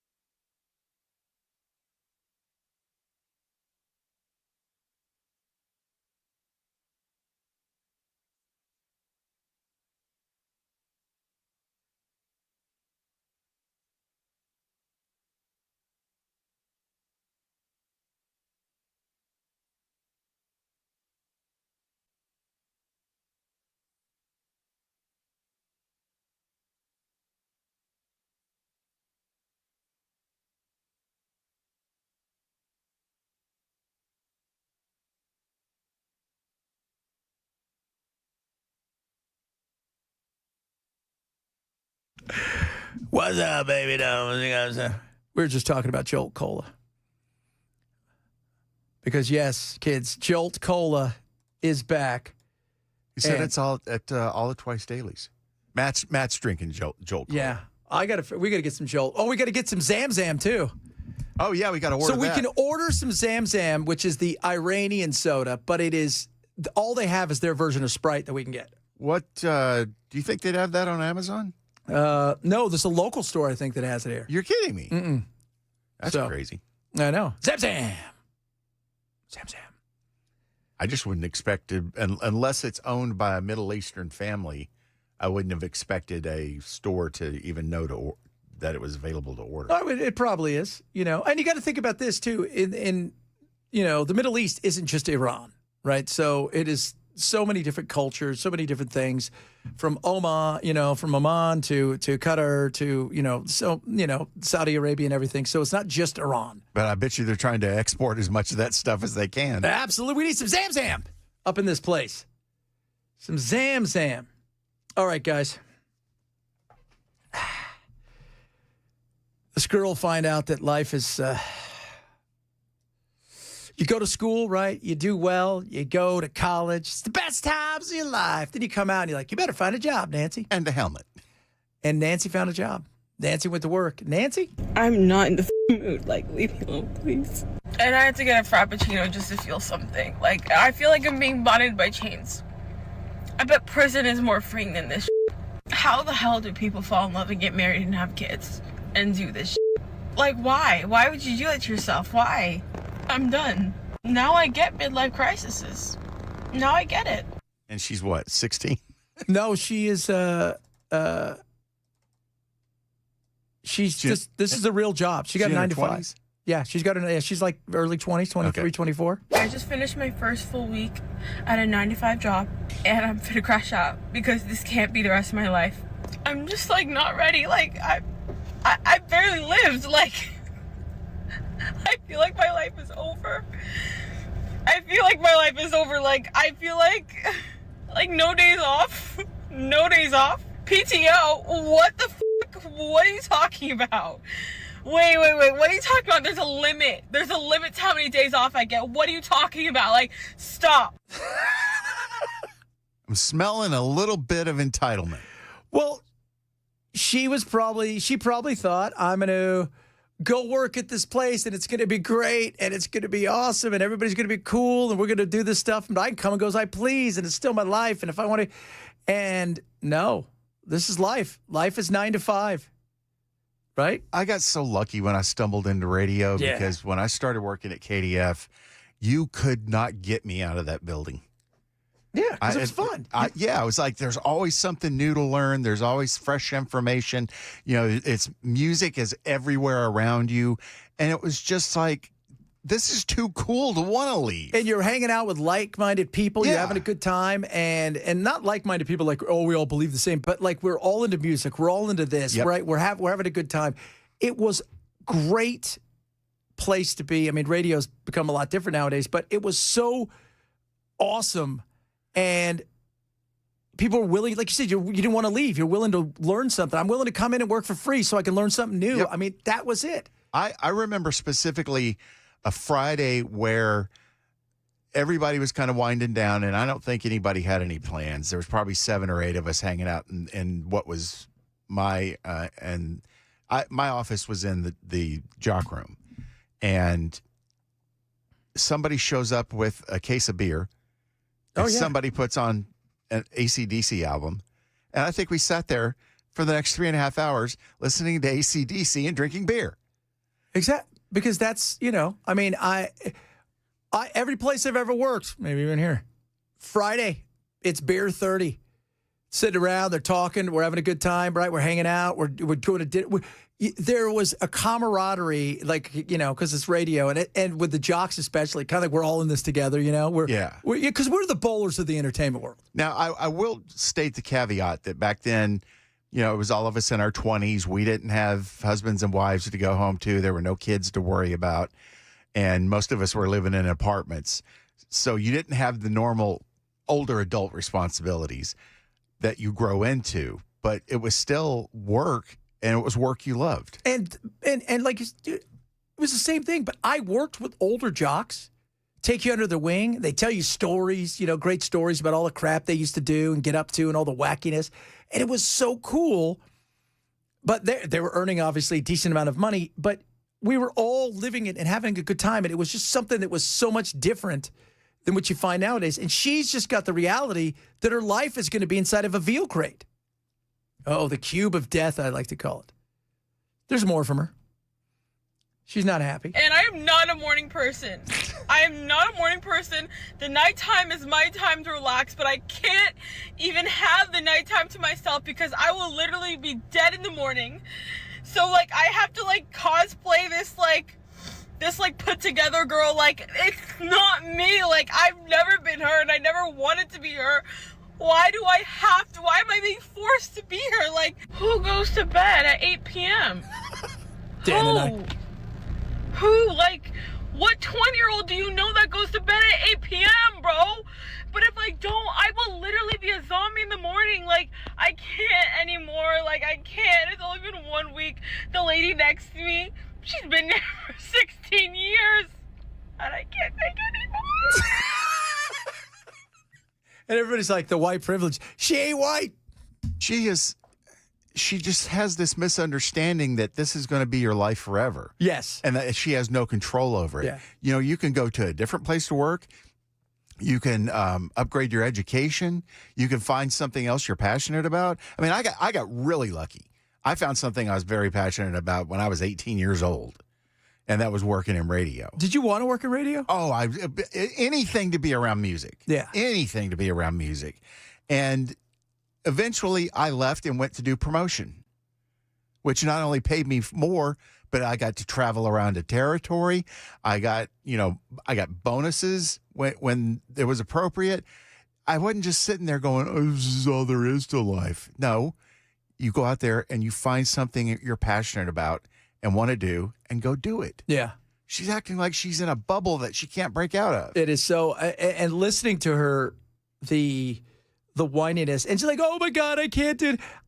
When I was in the brokerage world and I was in my, I'd come back from Europe and I was doing some voice work. My buddy said, come help me. And I got into the broker world and I was always fascinated by finance. So I worked in the brokerage world and stuff. We would, my buddies would party all night and they would show up the next day. And, because we're on the West Coast, the markets open up at like 8:30, for the commodity markets. So we had to be there at 5:30 in the morning, getting stuff ready. Sometimes they wouldn't sleep. It's not all doom and gloom, but you're right. She's coming at it like, oh my God, this is it. Like they sentence her to this job for the rest of her life.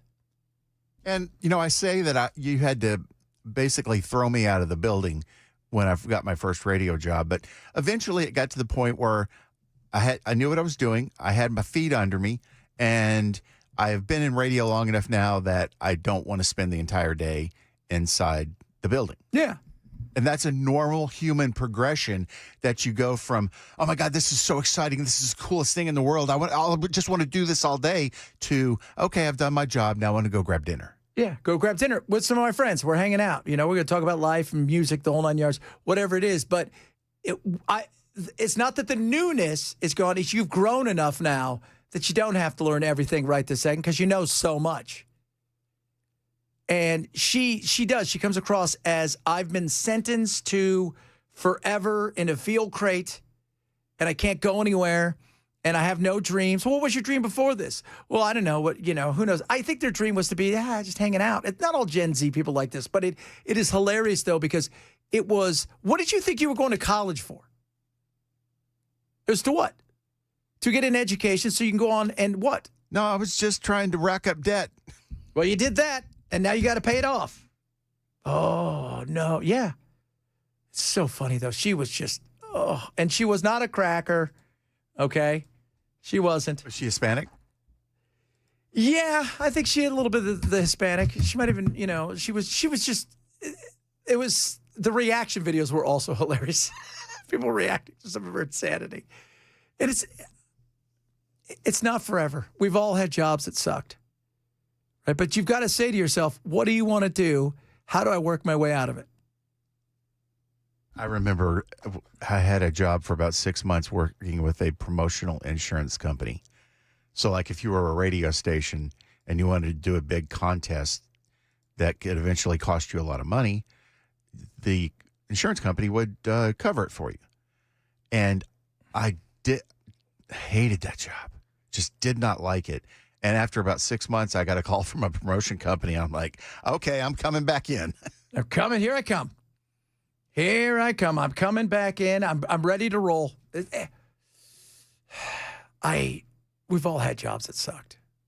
We've all had jobs where you've walked up and you're like, okay, maybe I need a gig. I'll take it. And you go there and you're like, this can't. But you're plotting.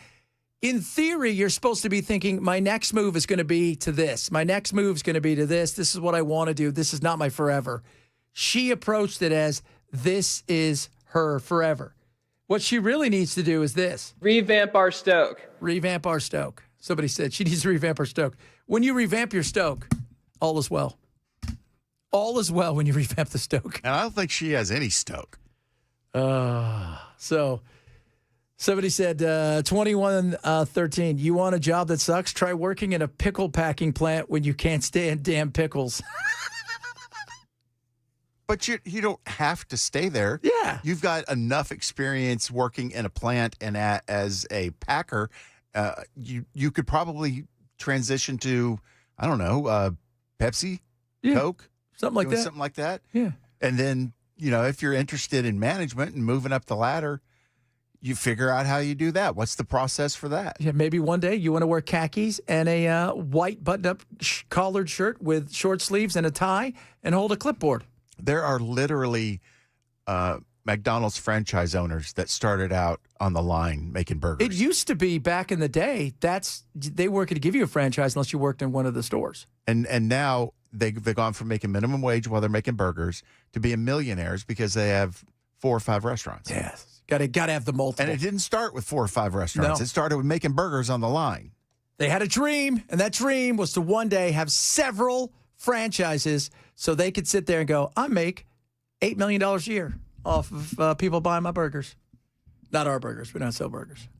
But we could. And if we did, you would love them. We know that. Chad Benson's just Super Talk 98.7.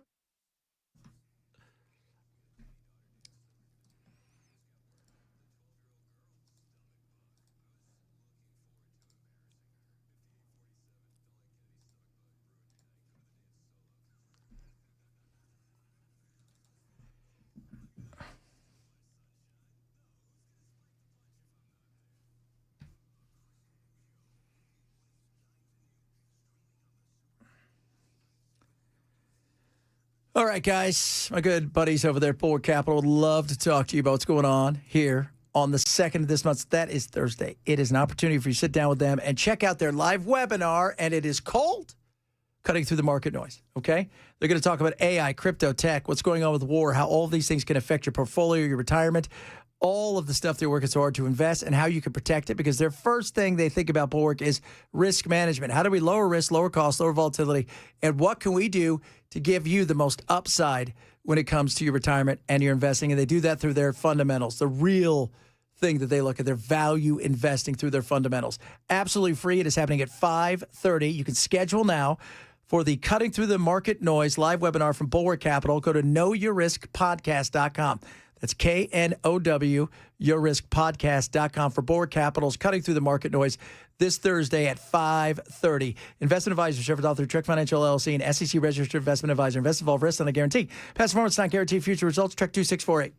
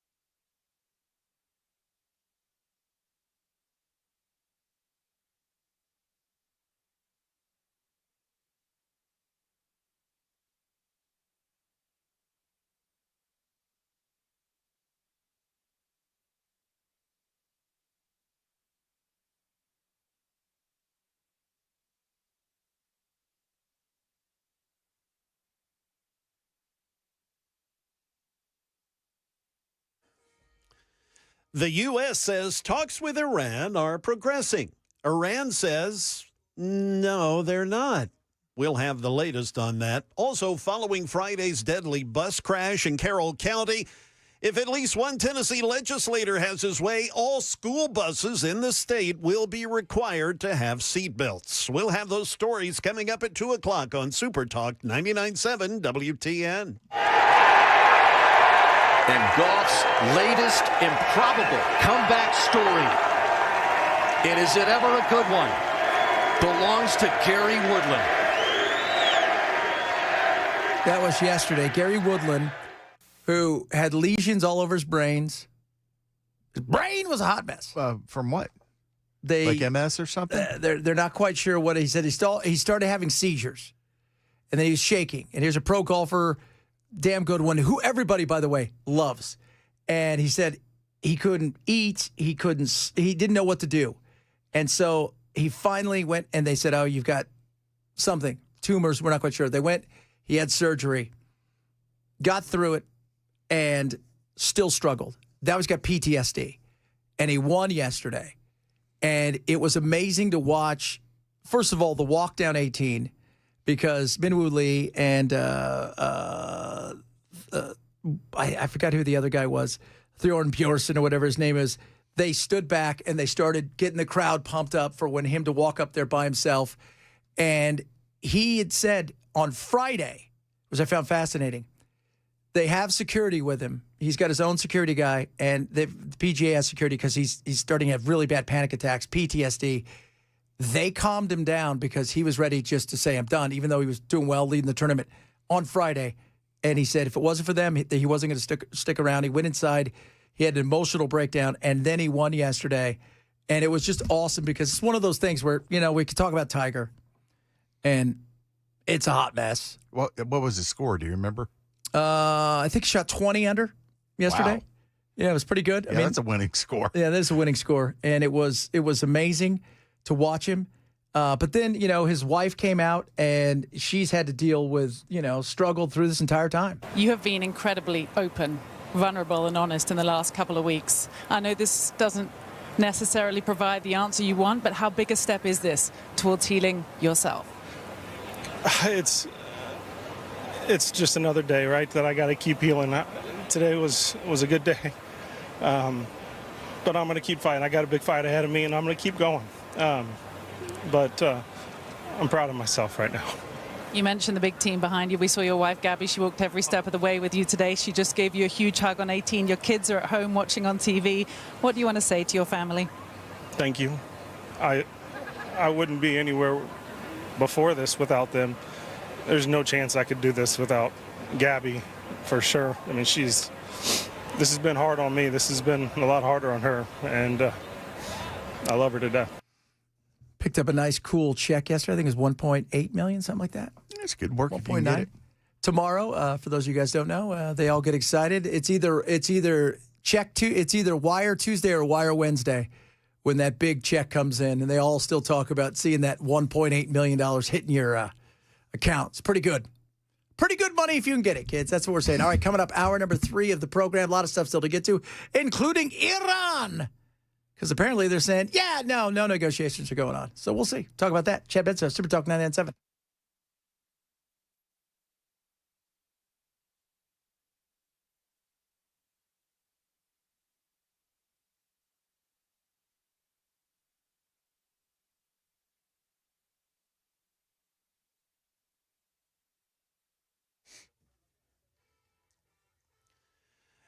It is 2 p.m. I'm Jay Harper with your top stories. A full forecast is coming up. The White House is saying that talks in Iran are progressing, although they won't say who they are talking to. The Iranians, they've rejected the notion that talks are ongoing. But White House Press Secretary Caroline Leavitt is casting doubt on what the Iranians have been broadcasting. Despite all of the public posturing you hear from the regime and false reporting, talks are continuing and going well. What is said publicly is, of course, much different than what's being communicated to us privately. As we all know, gas prices here in the U.S. being hit hard by the war, even though the U.S. only gets about 20% of its oil from imports that go through the Strait of Hormuz. Patrick DeHaan, he's with Gas Buddy. He tells ABC News the oil market is integrated, and oil produced in the U.S. often cannot be refined here. U.S. oil exports have only risen to record levels in recent years because the U.S. and oil companies can export that. They can sell it on the global market. And so while we could keep more of our own oil, our refineries generally aren't handling this type of light oil. We generally use something that's heavier. Back here in Tennessee, State Senator Mark Pody is proposing legislation to increase school bus safety, including seatbelts, following Friday's deadly bus crash in Carroll County. Authorities say the school bus crash tragically took the lives of 2 students, identified by loved ones as Zoe Davis and Ariana Pearson, along with injuring several other kids. Most school buses don't have seatbelts, raising questions about whether that would have made a difference in Friday's crash. Senator Pody, he'll be filing the new school safety bill for the next legislative session since it's too late to file it now. That is the latest news. Weather is next. I'm Jay Harper, WTN News.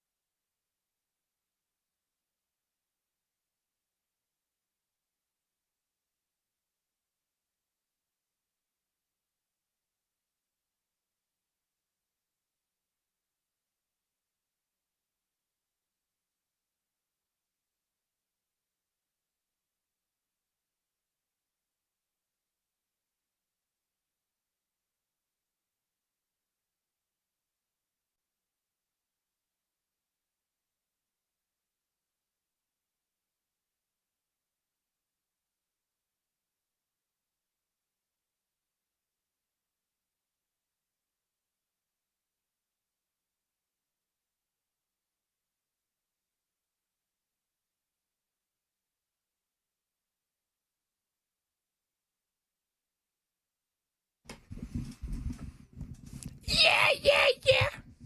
This portion of the program is brought to you by NCA National Certified Alarms. No long-term contracts. Elections number 645. Happy Monday, everybody. The historic shutdown, still historic-ish, because not everything's shut down. TSA is going to get money. How much money are they going to get? They're going to get, is this it? Is it like a one-time thing? Because they're gone for 2 weeks. Saw Marsha Blackburn sneaking out the other day. That little move, I'm privileged. Yeah, it was funny too. If you guys haven't seen it, you can go to TMZ. It was on there. You know, and they've all skipped out. So that's her Ted Cruz moment. That is her Ted Cruz moment. And That's because, what is it, TMZ and a few other ones said that everywhere that any politician goes on vacation, they're going to try to get there and expose, oh, you're on vacation. Well, these people are working for free. Working for free. Yeah, I hadn't thought about it that way, but that's a genuinely true point. You're there and you're working for free. You're not getting paid. You are going to get paid. Here's the thing, though. When you're living paycheck to paycheck, missing 2-3 paychecks probably put your life in a bind. And when you have done the work and you don't get your check on the time and area that you were promised it, you're being let down. And you're being let down by the organization that can do it the best, and that's called the government. Yeah, well. Oh, so frustrating. Just another reason to privatize. Privatize, privatize. The overreaction that came out of 9/11 to airport security was one of the most stunning things I've ever seen. Because after that happened, if you had left the airports alone, the airlines would have been like, we can never let this happen again. What do we do to improve security so this doesn't happen again? They'd have done it on their own. Yeah. But no, the government has to come in, take over, do it poorly, spend our money, and then not pay the agents. That right there, first of all of us who have to go through the hell of trying to get the little star on your thing for your special license for this, that, and the other, that was government. Thank you. And that was government for what? Government to track us for more. It took them 20 years to get it done. What happened in those 20 years? Nothing. Not a damn thing. And now we're in a position where we've got these people, and normally I make fun of TSA. You guys know that. That's the way I feel about TSA. They drive me crazy. Normally I poke fun at them. I can't poke fun of people who are showing up to their work and they're struggling to make a living already. And now you're telling them, well, we're going on vacation, so we'll be back in a couple weeks. We'll see how this goes. We'll get around to you when we can and paid as soon as possible. Yeah. And all they do is point at each other. Oh, it's his fault. It's their fault. It's the right's fault. It's the left's fault. It's both of you idiots' fault. You guys are both U.S., right? You guys are all USA citizens, representative of the United States of America. Yeah, it's your fault. Period. You're playing football, political football with a bunch of people that can't afford it. Third time, 6 months. Good God. Speaking of good God, Jason just sent us, did you see the picture of how much gas cost for his truck? He says, this is what I put in my work truck every other day. $607 right now. 108 gallons? Yeah, it's a big truck. It's a Pinto. Wow. It's a very big Pinto. The biggest. It's the blow biggest up if you hit it Pinto. in the rear? It's what? Does it blow up? Oh, if you hit it in the rear? Totally. It's like a rocket ship. So, man, that's insane. Yeah. That is just nuts to me. I know. That is insane. Yeah. $607.26 for 108.45 gallons. Good wow. God. That is just.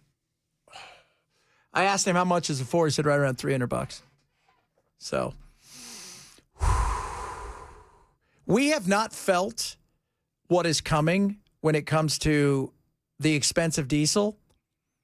And why this is different than, say, just a regular old oil that took place under Biden is Straits of Hormuz were open. There wasn't the issues of fertilizer, of helium, of things that actually are going to affect not just the gas prices and then eventually some of our prices of getting stuff from point A to point B, but many other things. So this knock-on effect is going to be huge. Huge. Oh, Jason also said, I believe they put a picture of TMZ yesterday of Lindsey Graham at Disneyland. Yeah, I saw that. Yeah, yeah. Who was the woman he was with? A beard. His beard. If you guys don't know what that is, that's when somebody's supper. But they don't want you to know. They don't want you to know. No adult should go to Disneyland at all. Unless you've got kids. Unless you've got kids, right? No adult. No adult. Sorry. It isn't throwing the sniff test. This ain't making it easier for you, Lindsay. So wait, Lindsay, I just wanted you to get this right. You want our kids and grandkids to go over and fight for another country, in another country, and you're going to go to Disneyland. How about you, Lindsay? We can all agree on that. We can all agree on that. God, that is just, that's so infuriating. $600 though, dude. That is nuts. I guess it carries more weight because you're used to looking at those screens. You're used to pumping gas. That's a normal part of everyday life. Yeah. But then you look at it with that number on there, and it's like, holy God, where did that come from? That's a good question. But that gets passed on to all of us, right? Like we were talking earlier, what the guy said, the lawn jockey, he's paying $50 every time he fills up all of his mowers a piece. That, that gets passed on. That ain't free. Like somebody's going to end up paying for that. Now, from what I understand, they are not negotiating with us, even though Trump said today, we've been talking to him. It's great. It's a great thing. It's the best negotiation ever. This is the third team. The third team, huh? Because you blew up nobody's sure about the second guy, which is Ayatollah's son. Is he or isn't he alive? Is he incapacitated? Nobody knows. But now they're talking to new people, and they got this handled. I think Trump's definition of negotiations is him telling them what he wants and expecting them to accept it, and they don't need to say anything. They just need to do it.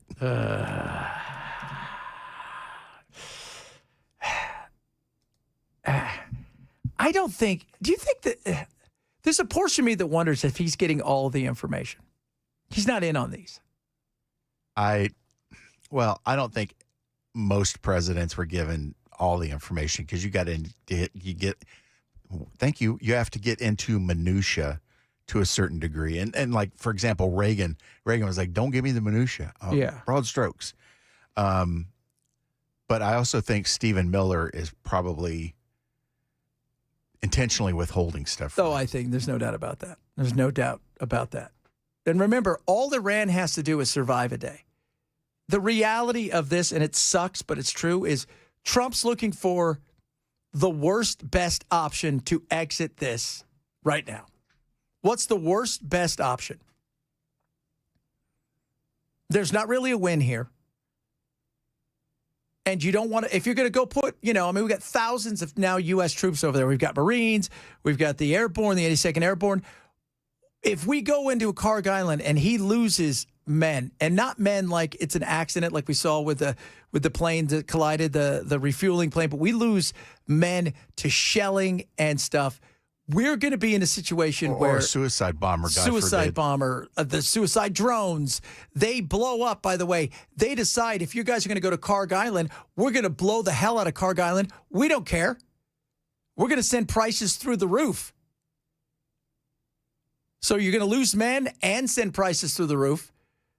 That's I'm telling you, right now, what was the old saying in Argo? Do you have any other bad options? No, sir, this is our best bad option. That's kind of what you're looking for. That's kind of what, at this moment, you're looking for. What's the best bad option you have?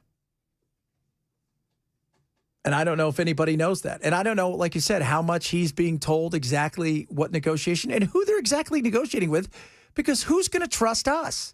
We blow up every negotiator, and if it's not us, it's Israel. Because we've blown up a lot. Remember when Qatar? But part of the reason we blew the ones up in Qatar is because, if you guys remember, Bibi had to go to court that day. And once Bibi has to go to court, somebody's all getting bets blown are up. off. Somebody's getting blown up. Your hearing is at 9 a.m., Mr. Netanyahu. That's not good for me. I got to drop some bombs.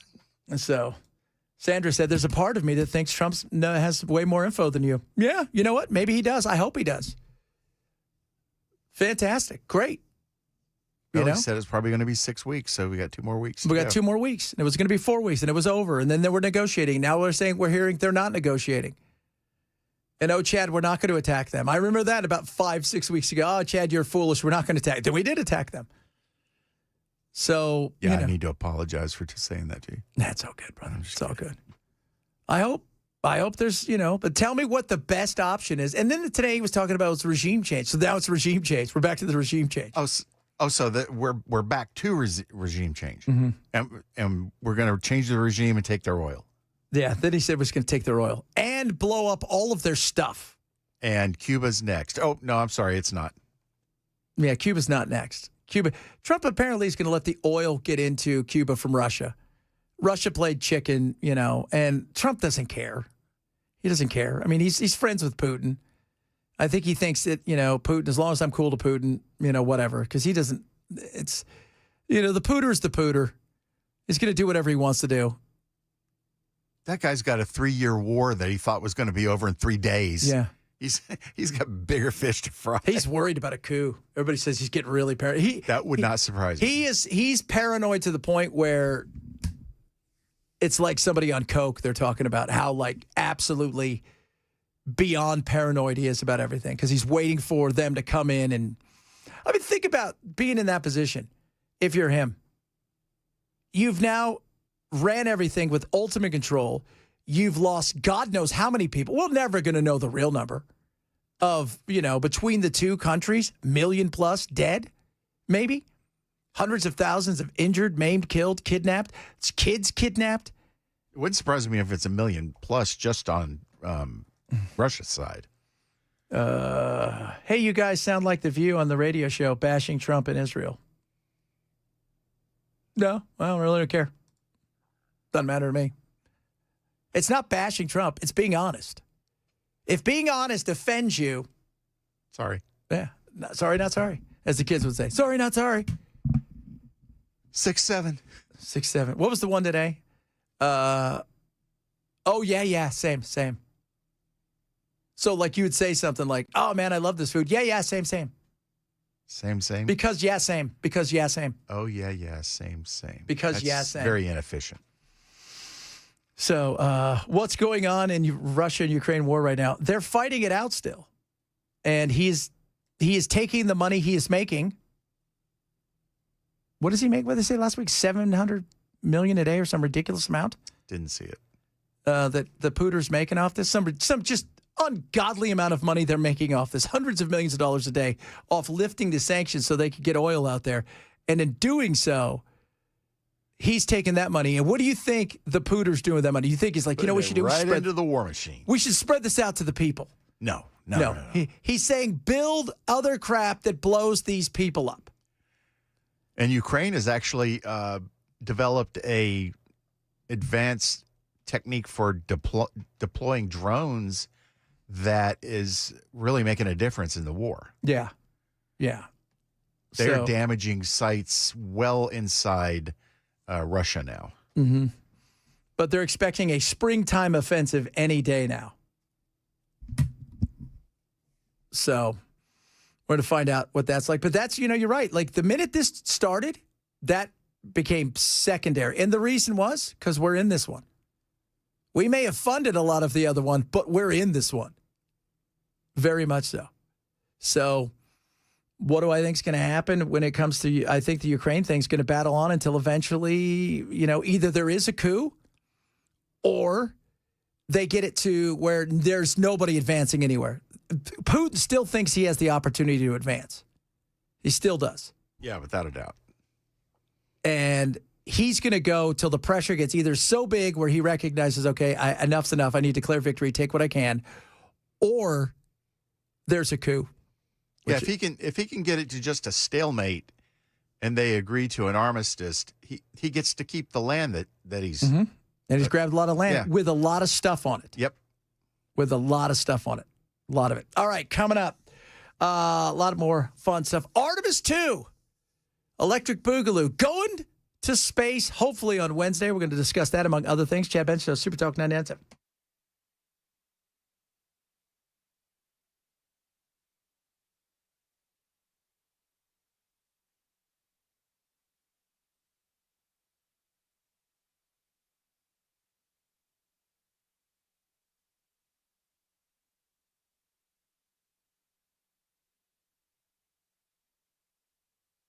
All right, guys. Relief Factor is awesome. Take it every single day. Somebody just asked me earlier, does it work? I said, it absolutely works. It works big time. and I love it. It's naturally formulated. It's got omega-3 fatty acids, resveratrol, all this incredible stuff.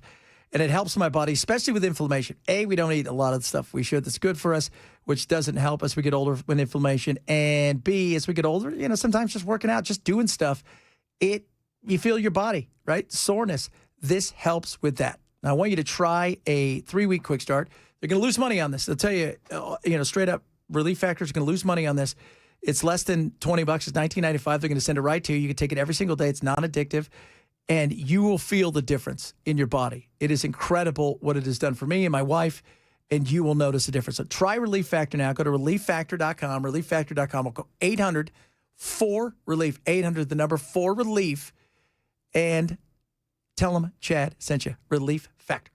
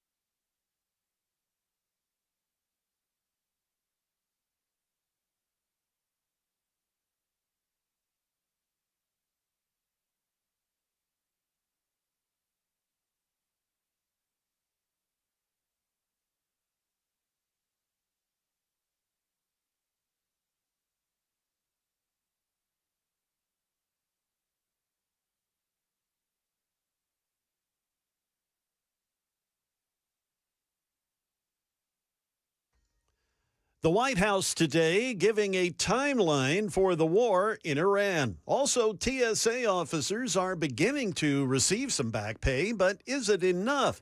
We'll have those stories and more coming up at 2:30 on Super Talk 99.7 WTN. It's never enough. It's never enough, Bill.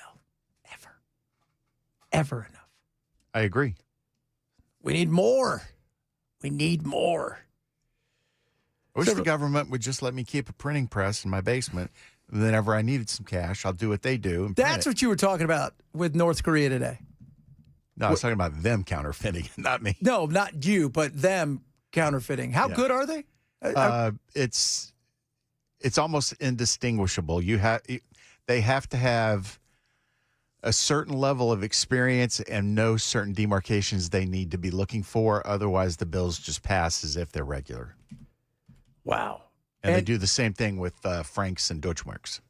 And they're so good at it that even when if you handed them a 20, you know how they'll write that little thing over it. You put the little ink on it, and it shows it as legit. Yeah. And supposedly at this point, the North Koreans have counterfeited over $500 billion of U.S. currency. That's just U.S. Doesn't include the Deutschmarks or the francs. Plus all of the crypto they stole. They're so good at that. There's actually a department that is named after the the room it's in, called Department 39. Their job is to steal cryptocurrency, counterfeit money, and produce meth for their overseas attaches to smuggle into countries, because you can't search diplomatic pouches. And then they sell the meth and take the cash back to North Korea. God, that is because was it earlier this year, or late last year, they stole just so much crypto in one big go. Yeah. And you're screwed. There's no like calling, the fraud line. Hey, somebody stole my crypto. First off, it's North Korea. You can accuse them of anything, and they're going to look at you like you're an idiot. Yeah. And secondly, crypto is not going to, there are no safe factors of being able to track crypto and being able to go get it. Because if you could figure out that with 100% certainty that North Korea stole it, they'd be like, and? What do you, it's like, if your Bank of America gets hacked today and they find out it's North Korea and they tell you, we got to call North Korea, do you think North Korea's taking your phone call? No. They're not taking their own people's call. Why should they take somebody else's? Oh, fathead. That's his main way of being able to function on the global markets, is the counterfeiting and the legit cash that he's able to sell. And then he goes and they're able to just steal gobs of just anything they can get their hands on. It doesn't matter. I mean, Bitcoin, they trade through Bitcoin. I mean, they have, and when you think about it, it's kind of brilliant, as awful as it is, because they've got a limited scope of people who have any idea what's going on outside of the world.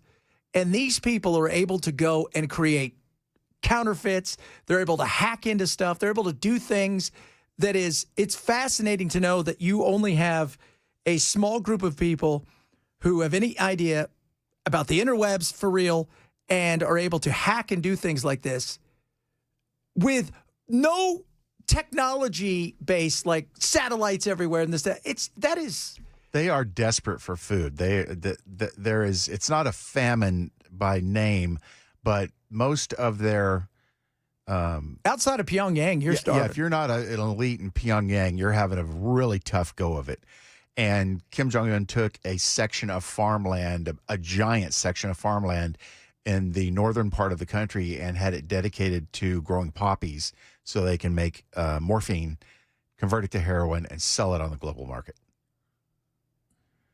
I mean, it's when they're that desperate for food. Yeah, that desperate for food. And no, cryptocurrency's not backed by FDIC. That's so funny, Steve. It's not. No, it's not. It's not backed by FDIC. That's kind of funny, though.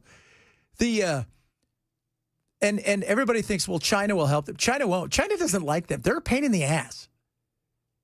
China considers them a drain, and they don't like the fact that this fruity, nutty family has nukes.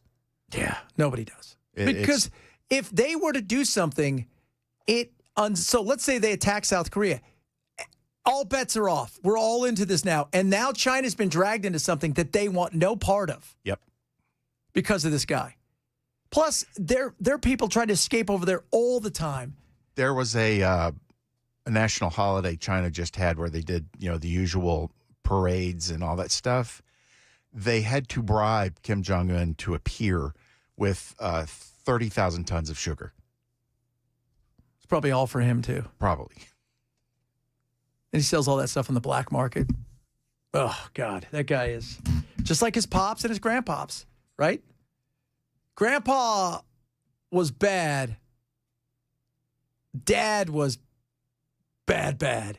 Well, Kim Jong-il, the son, the son of Kim Il-sung, is largely given the credit for creating the propaganda that turned Kim Il-sung into the godlike figure. Yeah, where like he's born on a mountain with like a unicorn, and it was the biggest load of crap you've ever heard.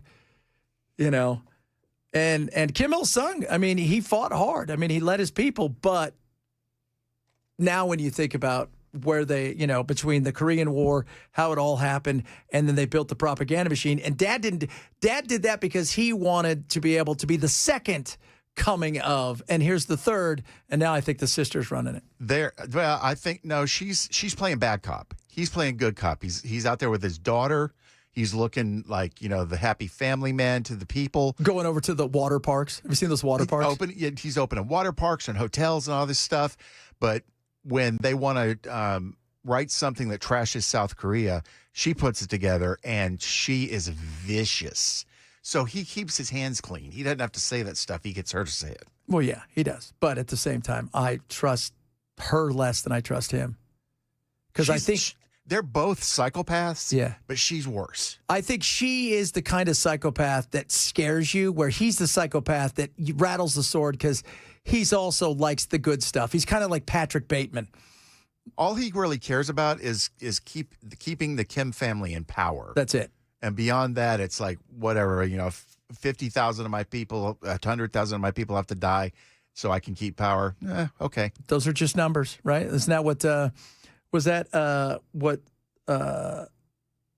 what Stalin said, right? The death of one is a tragedy. The death of a million is a statistic. Yeah. Yeah. Sad. All right. Coming up, we're going to talk about Artemis 2.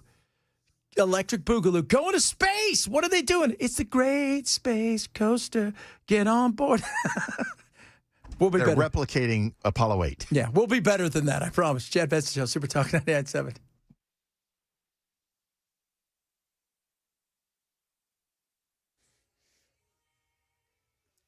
"32 minutes now past 2 p.m. I'm Jay Harper with your top stories. A full forecast coming up here in a little bit. The White House is saying that talks in Iran are progressing, although they wouldn't say who in the Iranian regime the U.S. is talking to. The Iranians have rejected the notion that talks are ongoing. At the White House, Press Secretary Caroline Leavitt, though, did have this to say about the war's possible timeline. The President, Commander-in-Chief, the Pentagon has always stated 4 to 6 weeks estimated timeline for Operation Epic Fury. We're on day 30 today, so again, you do the math. After weeks of working without pay, TSA officers have started receiving some of that money. But there's not an end in sight for the partial government shutdown. With lawmakers, heck, they all went home for the Easter break. ABC's Rick Klein has more. Not clear what they would do if they came back, because that's how bad the disagreements were toward the end of last week, where you had the Senate pass a bill that the House wouldn't take up, the House passed a bill that the Senate wouldn't take up. It is utter dysfunction, and it is striking to have members of Congress now back in their home districts and their home states for this 2-week stretch when so much of the traveling public is being impacted, and those workers themselves, not just TSA officers, but people throughout the federal government, the Department of Homeland Security, other than the ICE agency, which is the agency that was the focus of so much of the negotiations, they are not getting paid right now. Back here in Middle Tennessee, the Weyerhaeuser Company, one of the world's largest private owners of timberlands and a leading manufacturer of wood products, is bringing its first Tennessee operation to Gallatin. The facility will sit on nearly 14 acres along Rappahannock Wire Road and include about 96,000 square feet of warehouse space plus some outdoor storage. The site is expected to be up and running by the end of this year. That's the latest news. Weather is next. I'm Jay Harper, WTN News.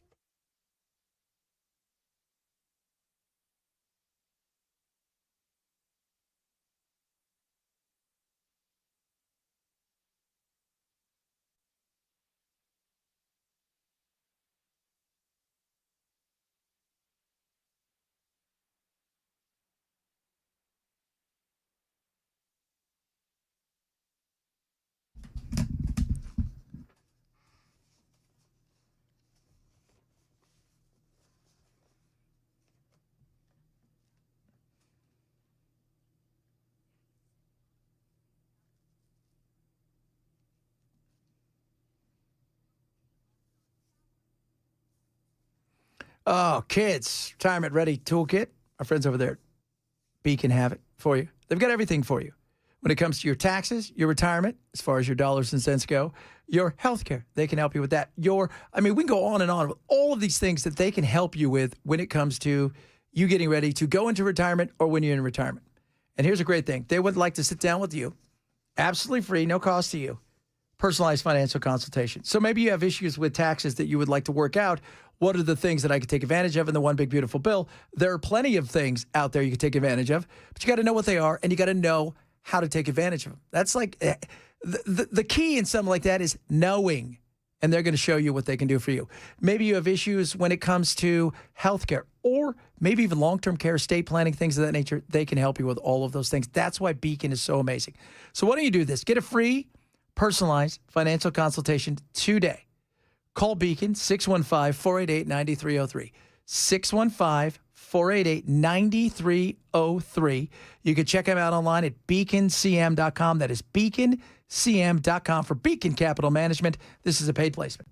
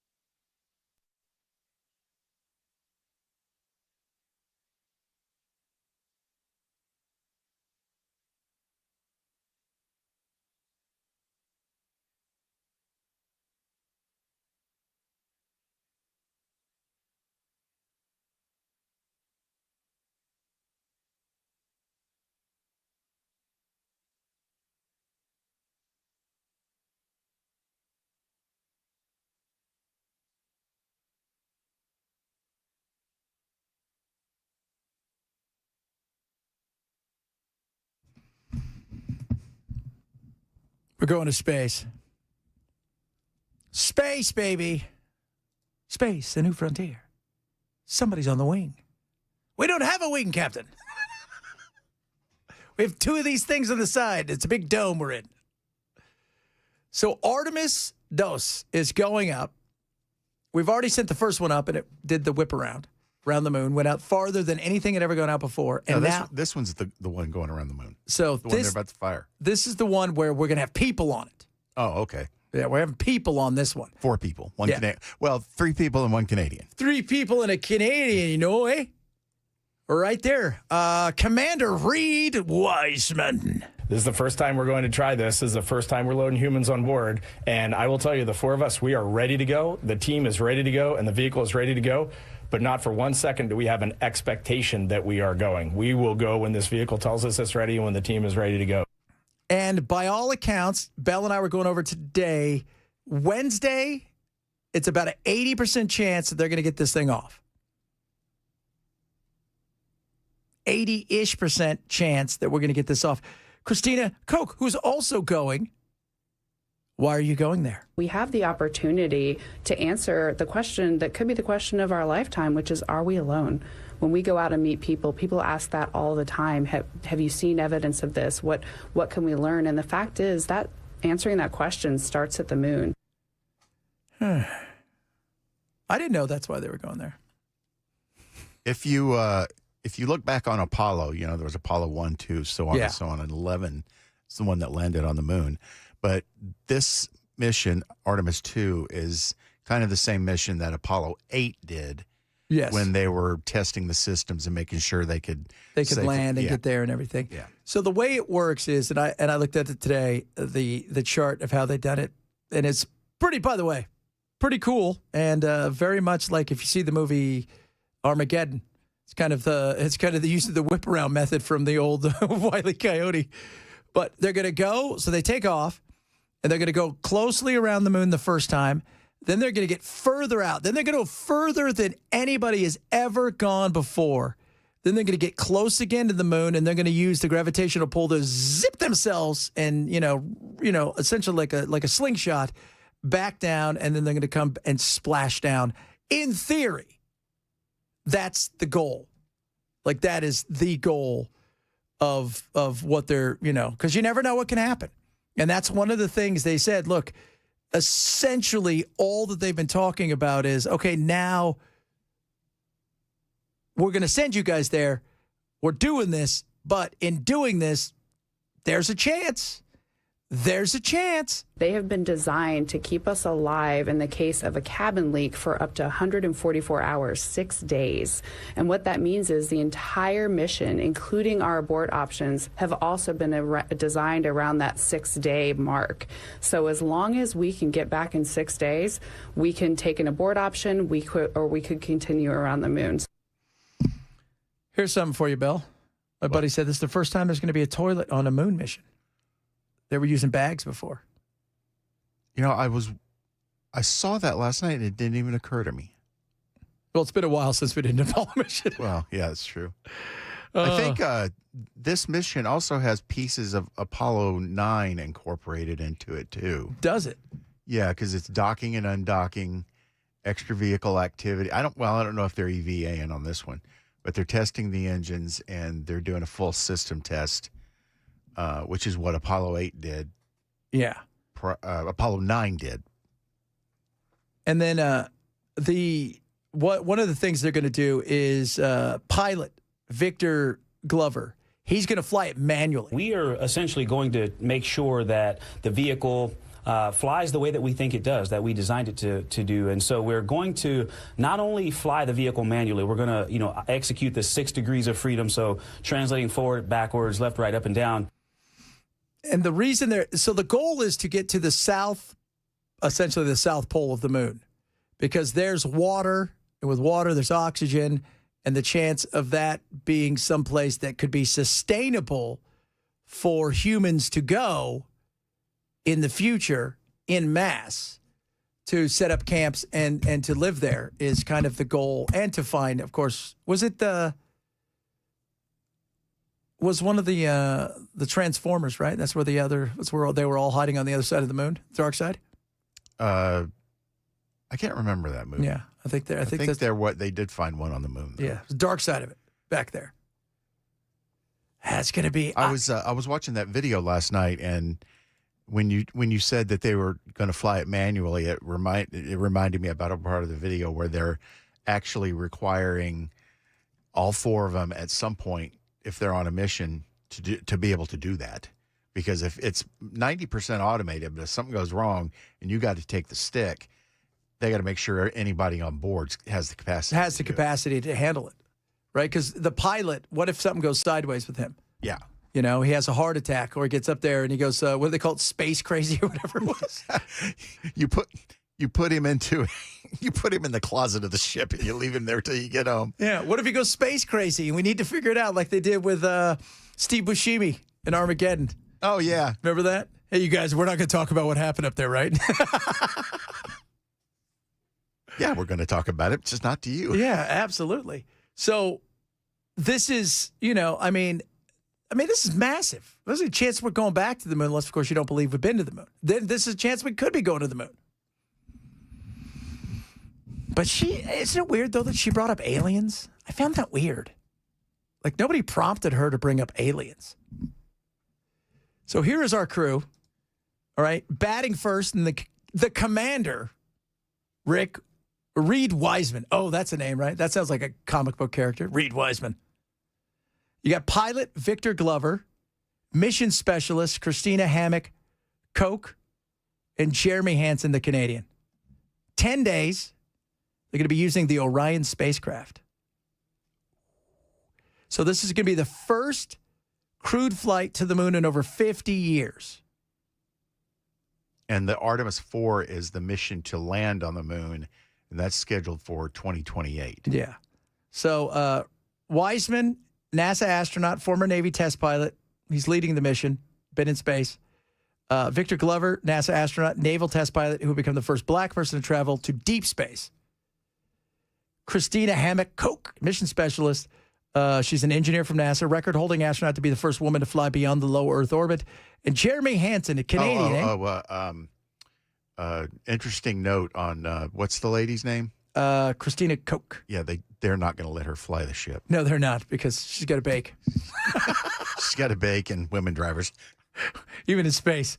And Jeremy Hansen, Canadian, eh? He's going to be the first Canadian to go up there and to play curling. Do you play curling? You curl? I think you just call it curl, right? Curling. Yeah, curling. I don't know if you play it. But he's a Canadian Space Agency astronaut, fighter pilot, became the first non-American to fly on a lunar mission. So here we go. This is it. It's amazing how far they're reaching to get firsts out of this. Yes. Yes. That is true. No, the first Canadian to, like, okay. You know what? There have been a lot I'm surprised Trump's allowing a Canadian to go. There's a lot of other nationalities that have been in space and on using our equipment to do so on the shuttle. So 10 days. That's I was watching Reed Wiseman, the commander. He's talking about his kids. His kids know, look, this is dangerous. I mean, this is this is I don't understand, and I'm sure there's a good reason for it, but I don't understand why the mission's taking 10 days when it's only Apollo got there in 3 days. I don't know why it's taking 10 days either. Well, because they're going further out than they've ever gone before. Right. And So maybe I was going to say the rocket's more powerful, but that'd make it faster. That would make it faster. But that is a good question. Why it's taking? Well, how many times are they going to go around? Maybe they're going to go around more than we think. Once. Just once? Yeah. Ooh. That does feel weird. Well, they must be doing something else. Well, probably talking. I'm sure there's a purpose for it. Probably talking to the alien. Maybe it's safer to go slower. Who knows? Maybe. Well, they got to get readings on stuff with your reading things. Well, and there also is a lot of new technology on this, even though it looks pretty much similar to the Apollo program, and I'm sure they need the time to test it while they're out there. Yeah, you're right. Probably 230,000 miles from Earth at max distance. So that's 4,600 miles beyond the moon.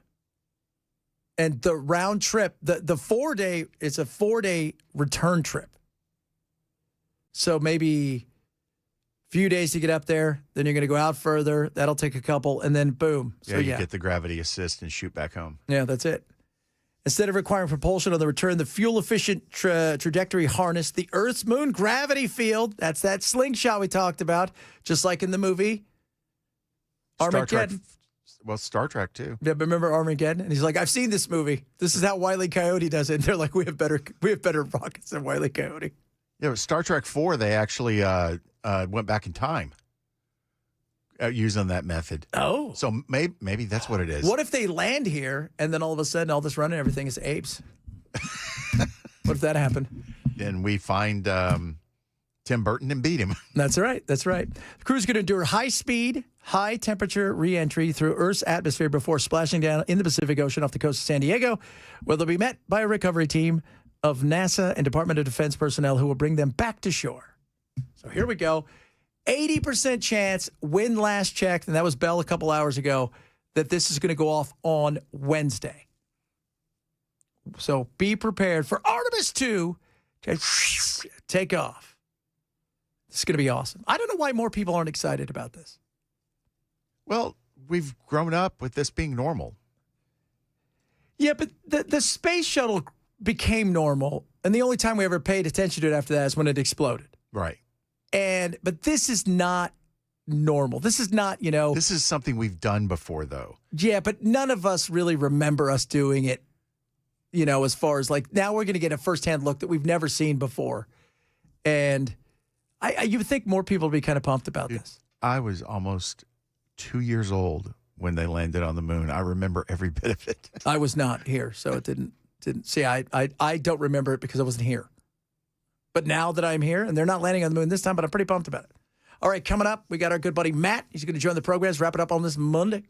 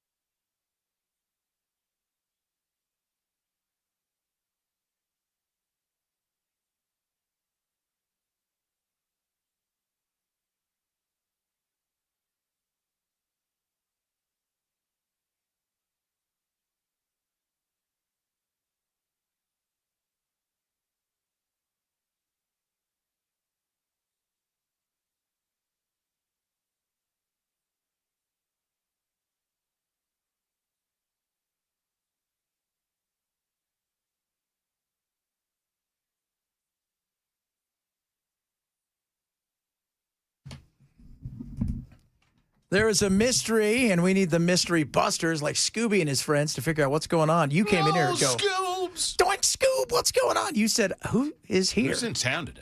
Somebody's in town. I went with, because you said everything's closed, right? Heading towards Brentwood and everything? Yeah, they were shutting down Brentwood roads. They were like shutting down intersections, Brentwood police and other police departments. Concord Road. All of these, on Harding Place, I guess it was.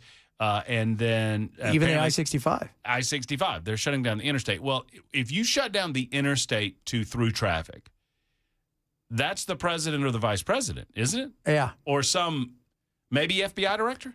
That's what I think. You think it's Cash? Yeah, it feels like something he would do. FBI director. Because I think Trump's in D.C. And then his official Vance has a big thing, but unless he's stopping somewhere, he has a big thing tonight in Austin. Maybe he stopped here first. Maybe he did. Stopped by, said hi.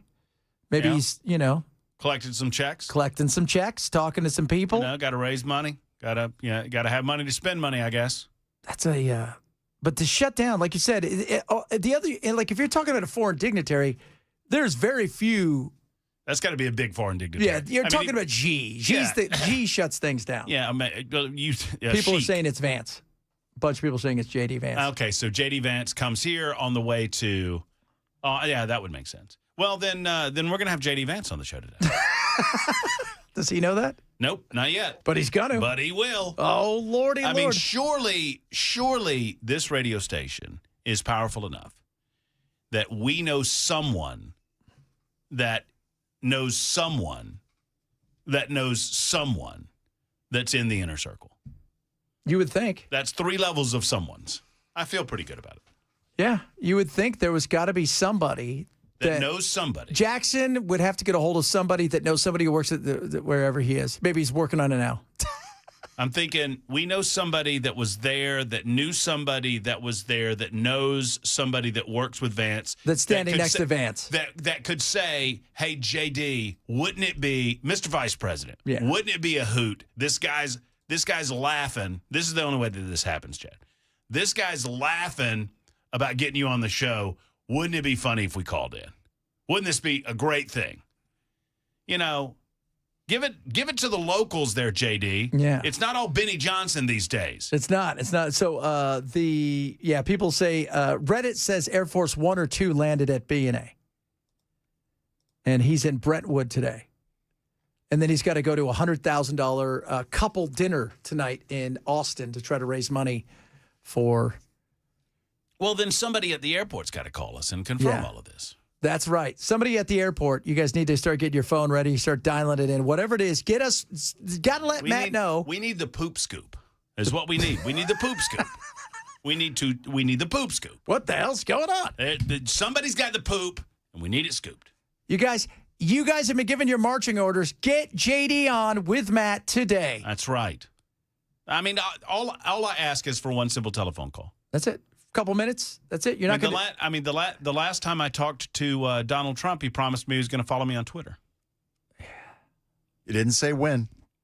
See, that's the trouble. Well, then he got kicked off of Twitter. He did. Well, that was the trick. So I talked to Trump. He said he'd follow me on Twitter. And then like 6 months later, I talked to his son. And I was like, hey, your dad still hasn't called Donald Jr. It's like your dad still hasn't followed me on Twitter. He said he'd follow you.